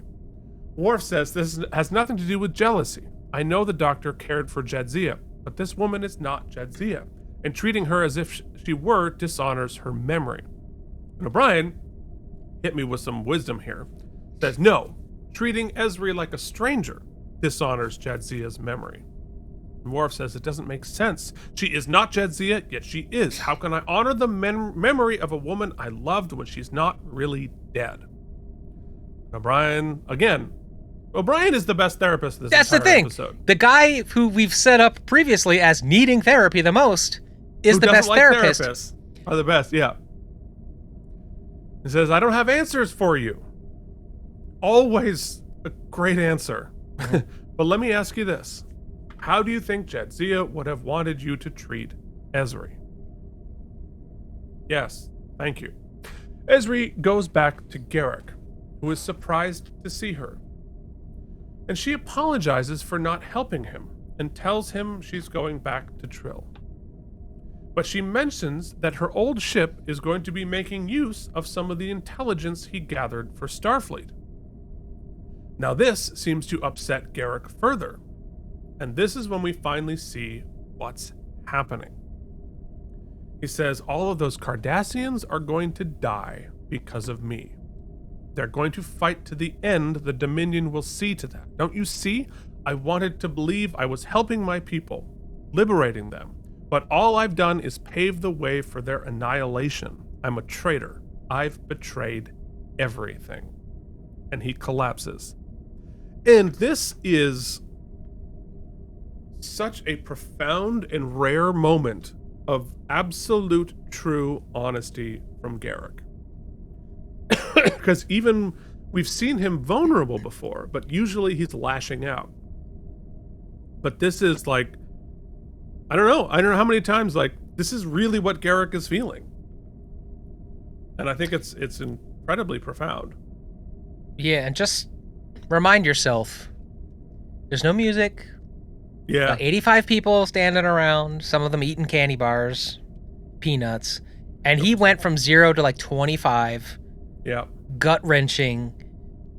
That was a scene, man. That is a performance. Andrew Robinson Great. Killed it, yeah.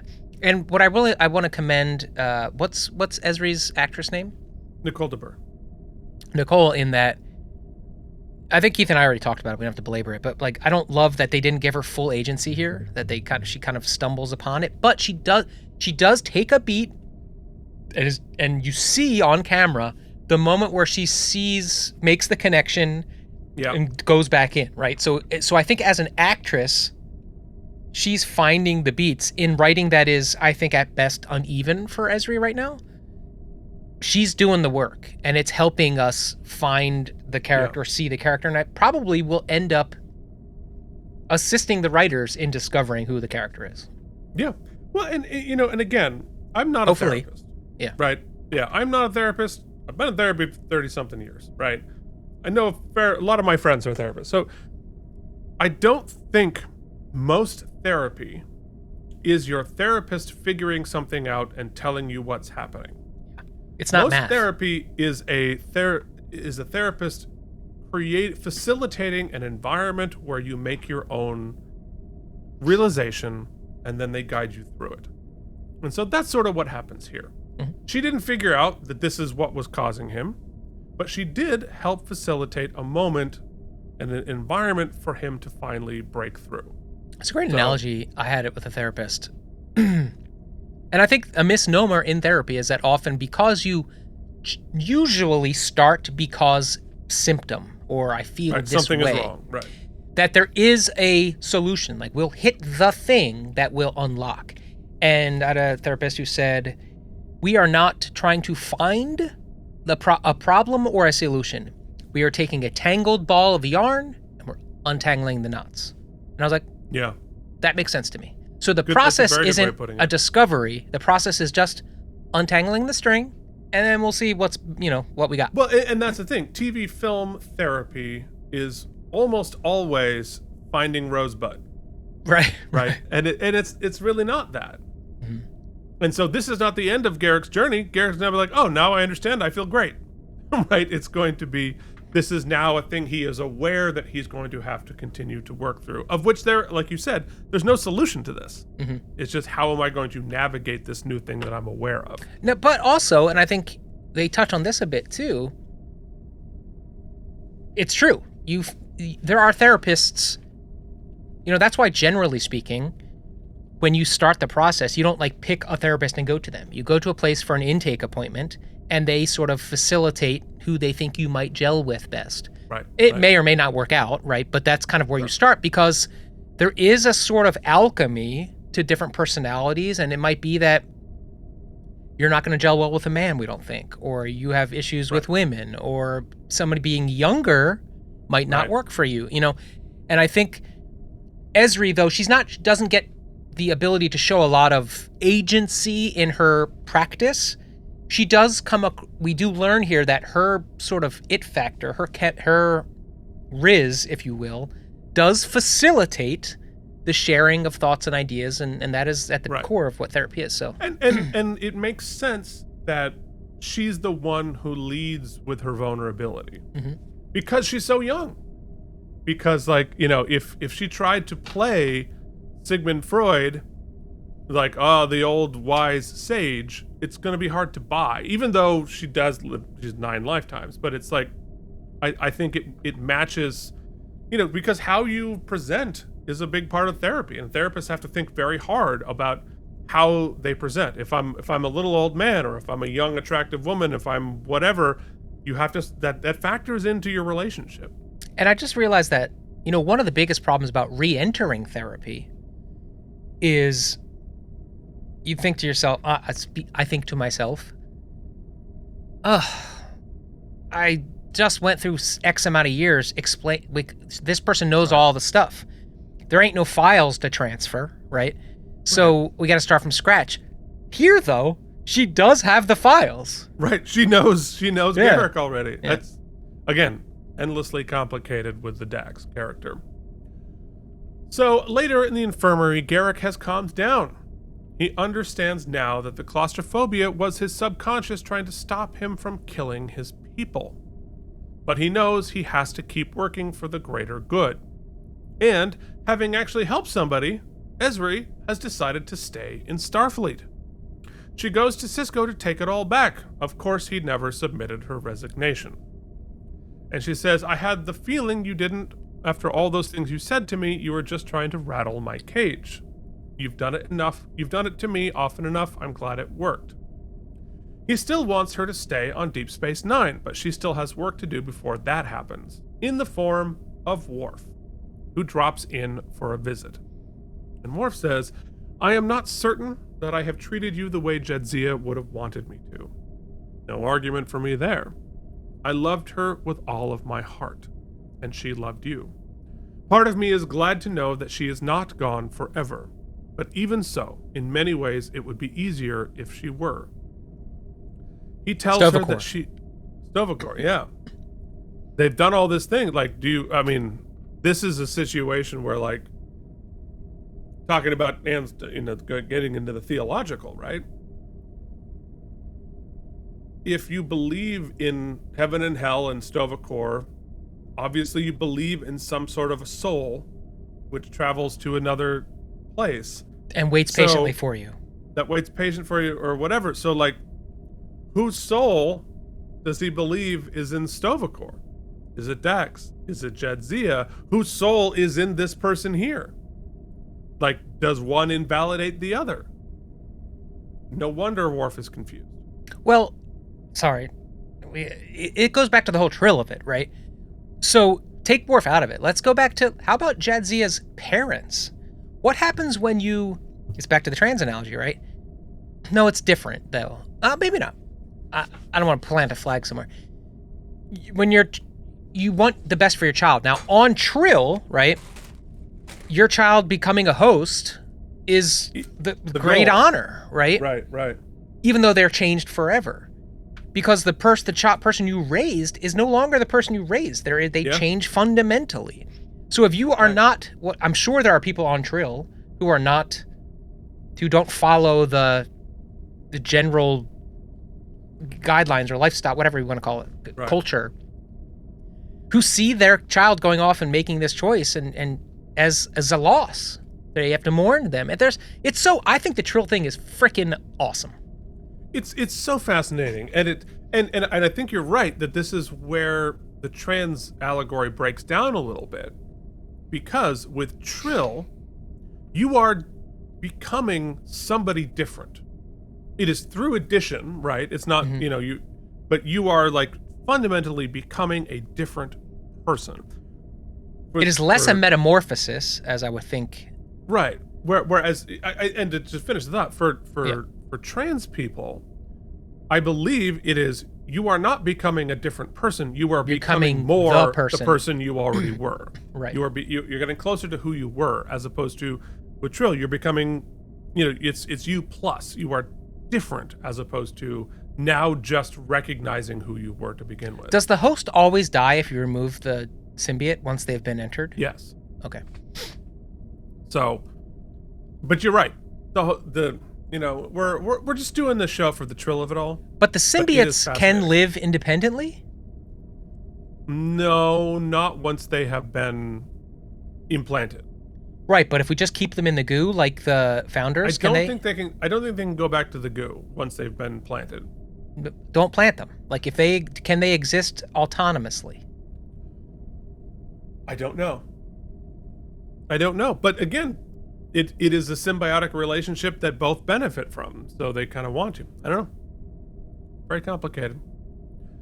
So, Worf tells Ezri to stay on Deep Space Nine if she wants. Do you wish to stay? And she says, very much. More than anything. Then do. Jadzia would not have wanted you to leave because of me. Thank you. It will be a long time before I can accept that I have lost her. Until then, you'll need some breathing room, I understand. Which I think is a very understandable, good place for this to land for this episode. Sad, but I think correct. So finally, Sisko has a ceremony promoting Ezri to lieutenant. Don't finish your training. It's fine. You got 8 lifetimes, It's like it's like so much of the population hundreds of thousands of dollars to get your doctorate degree, right? Or just be a celebrity, we'll give it to you for free. There's a 22-year-old in charge of our anti-terrorism task force in this country today. I'm gonna leave that there. So, our heroes welcome Ezri, and Jake says, she's cute. And Cisco says, she's also about 300 years too old for you. Also, Jake, that suit, fire. I mean, yeah, but that, as opposed to Bashir or whatever, it's just an observation. I like it. It's fine. Worf is there. They do not speak, but they do share a meaningful nod. There's a cut beat in the draft that I had where she ties up the Morn thing, trying to explain who she is, but I think this is a better way to end it with the nod from Worf. All right, we're gonna go from a nod, from a respectful nod to AlamarEmmys, there was more. AlamarEmmys, it's AlamarEmmys time. I think if you've ever in your life had the hiccups, that's what needs to be played. Someone play that AlamarEmmys bumper, and it will scare the hiccups right out of you. It'll scare something out of you. That's for darn sure. All right, let's do best moment. There's a lot of good stuff. For me, the through line here that is so good is all of the Worf stuff. Michael Dorn. I mean, everyone's. Nicole DeBurr. Nicole and Andrew give incredible performances throughout the episode, but Worf is so grounded in a grief that I guess I've experienced because it resonates with so specifically to me. Everything he does here is justified, and he does so much with saying so little. If I had to put my finger on it, I think that last scene with them is probably the scene for me, the best moment, because there's so much pathos, there's so much said without saying a lot. You know, like, I loved her. It's funny that he chose I loved her, she loved you. There's no I loved you. There's so much in the pronouns, in the speech that you learn or you can interpret. There's just so much. It's so fertile. I love that scene. It hurt to watch. In fact, I think I almost broke down again. But so that's my best moment. Yeah, I think that's all earned, and I think that's all great. I'm gonna give it to Andrew Robinson, and like having a true moment of truth and vulnerability from Garrick. I'm glad that it took us this long to get there, but it feels earned. It really does. Like it like it is in some ways abrupt, right? We're just gonna like go and lay this huge thing on Garrick, but like we know what he's doing. We know how he feels about it, and I think it would do the character a disservice not to address this at some point. And so I think this addresses it well. And I like it, and I feel for him. I really like he's vicious the way he lashes out at Ezri, but I feel for him being in this position, and I understand taking this action is costing me a great deal, and yet I'm going to do it anyway for the greater good. Well, there's also I agree. And what's cool to learn about Garrick also is that because of being in the Obsidian Order and being, which, is so hyper-nationalized, and there's a bit of deprogramming that he is still going through, even though you would have thought, he's the layer he presents is, I'm only out for myself, I'll stab anybody in the back and whatnot. But when you get down to it, there is still an incredible amount of nationalism. There's an incredible amount of brainwashing. He has always been working for what he believes to be the greater good. But you're right about the deprogramming. It's like he's had to realize, wait, we're not the good guys? I thought we were the good guys.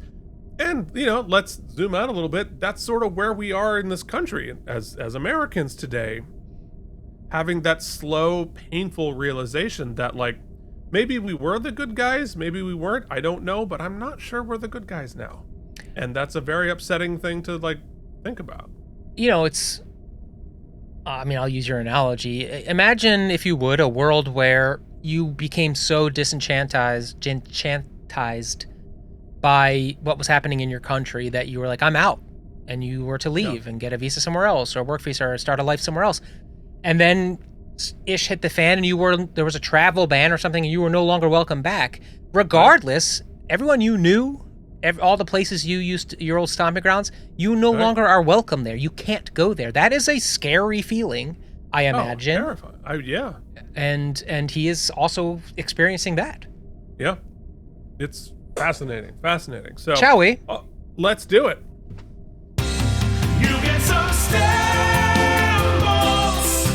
Hell yeah, they are self-sealing. Here are some stamps for you.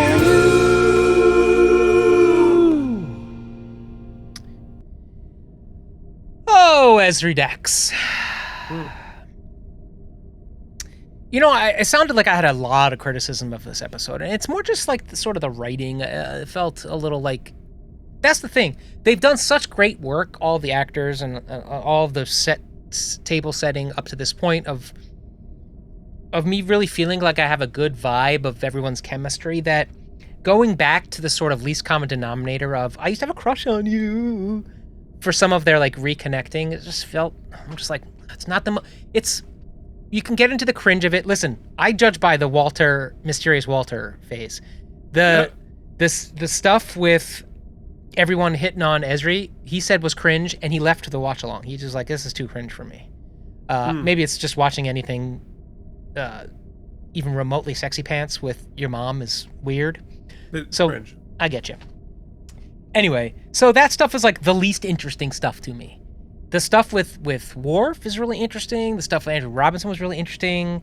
I wish Ezri had a little more agency, but she acted her way into making it make sense to me. I also get what they're doing with her, like, quirky, bouncy affectations and the standing on your head and the stuff. Manic pixie dream girl. Yeah. I am choosing, at this moment, that, much like Odo, when we first met Odo, he, in the grand scheme of things, was like an adolescent and was growing up. And so I feel very similarly, this is a new symbiote host joining. Right. My guess is there's a maturity process that is inherent in that, and that's what I'm chalking a lot of this up to. But if you ask me, Dax had a lot of that playfulness, or Jadzia Dax had a lot of that playfulness too, so it does not ring, like, out of pocket to me. No. I like this character. I like where this kind of sets them.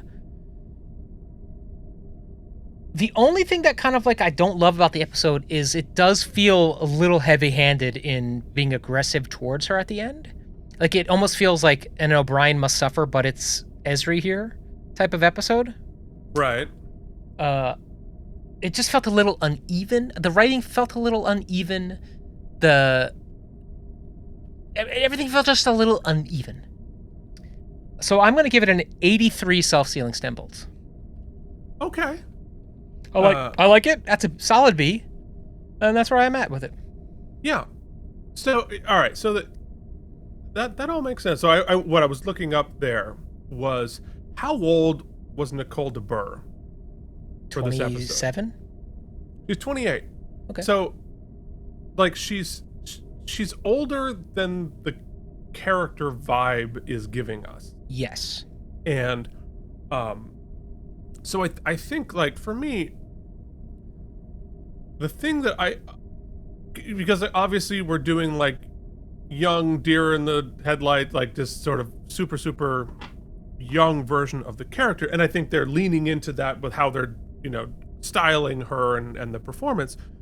And so, yes, obviously the character is young, the Ezri is young, but also because of how she acquired Dax, she is abnormally young for a new host. She did not get the training. She had not built her life around being ready for this moment.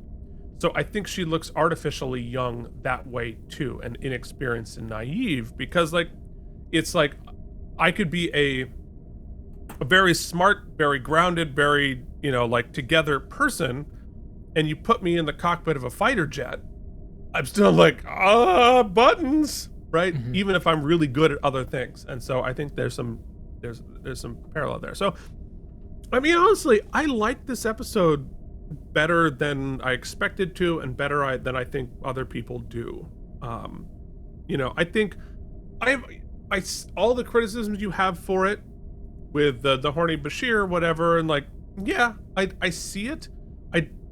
They don't pull me out quite as much as they do you, because they feel human, even if they're a little gross. Like, it's a little uncomfortable, but I think it's maybe okay, and maybe the way maybe intended to be a little uncomfortable. So I like this introduction of the real introduction of Ezri here. A lot of people hate this character. I do not hate this character. I like this character. I never wanted to see Jadzia or Terry leave, but if we're going to, I kind of like this flavor. Could she be different? Are we playing with 1998? So she's just like also hot and young. Yeah, okay, I see that, but I also still like it, even seeing that, maybe because of my demographic, but whatever. I don't know. I kind of like the emotional journey that we go on in this episode. Everybody's going on this big emotional journey. We're all trying to readjust. I like the show is acknowledging, sort of piercing the fourth wall a little bit. We're all trying to adjust to this new character, and all of the other characters on the show are kind of like, ooh, I don't know. Like, step back, I'm a little unsure of this, which is what the audience was doing too, and the show sort of addressed that as well. So, I don't think it's like the greatest episode of all time, but I liked it. I think it was really solid. It gets 87 self-sealing stem bolts from. Do you know what else I liked, Keith? There's two moments. The moment I just spoke about with her and Worf, and the choice of pronouns and such. But correct me if I'm wrong, if I'm inventing this. I'm pretty sure there's also a scene where he's calling Dax old man, and she pushes back and says, I'm not Curzon. Yeah. And that actually struck me, because what they don't portray the Trill as, and I appreciate, is that they are not let me use the right word. It is not a seance. They can't recall that person and have Jadzia talk to Worf, or have Curzon talk directly to Ben. It does not work that way. Right? Yeah, unless you do that ceremony. Yeah. Right. Yes. Which, couldn't they do for Worf, just so he can have like a little closure? Like, couldn't we do that? But if you did, you'd be doing that for every other day, because once you have 9 lifetimes in, I gotta check in with every person I've ever known. Yeah, that's right. And then are we gonna do like Wednesday conjugals? Like what are we doing? But anyway, I appreciated that little bit of Trill lore. Mike's into who's ever writing the Trill fanfic. I'm in. God only knows. Yeah. There's probably got a fair amount of that fanfic out there. Send your very best Trill fanfic to Mike. All right. Well, thank you everybody for watching all of this. We texted each other before, all right, we're gonna keep it tight. We're definitely not gonna do a 2-hour episode. We just did. There you go. Thank you all for watching. We will. So in the world, this is a 7.2. which makes it 109 out of 173. Next up, Take Me Out to the Holosuite. Keep your butts, folks. We'll see you next week. Till then, this has been Keith and Mike. Watch Deep Space Nine. Thank you for watching K&M Entertainment. If you enjoyed our particular brand of nonsense, please like and subscribe. or become one of our patrons at patreon.com/KNM.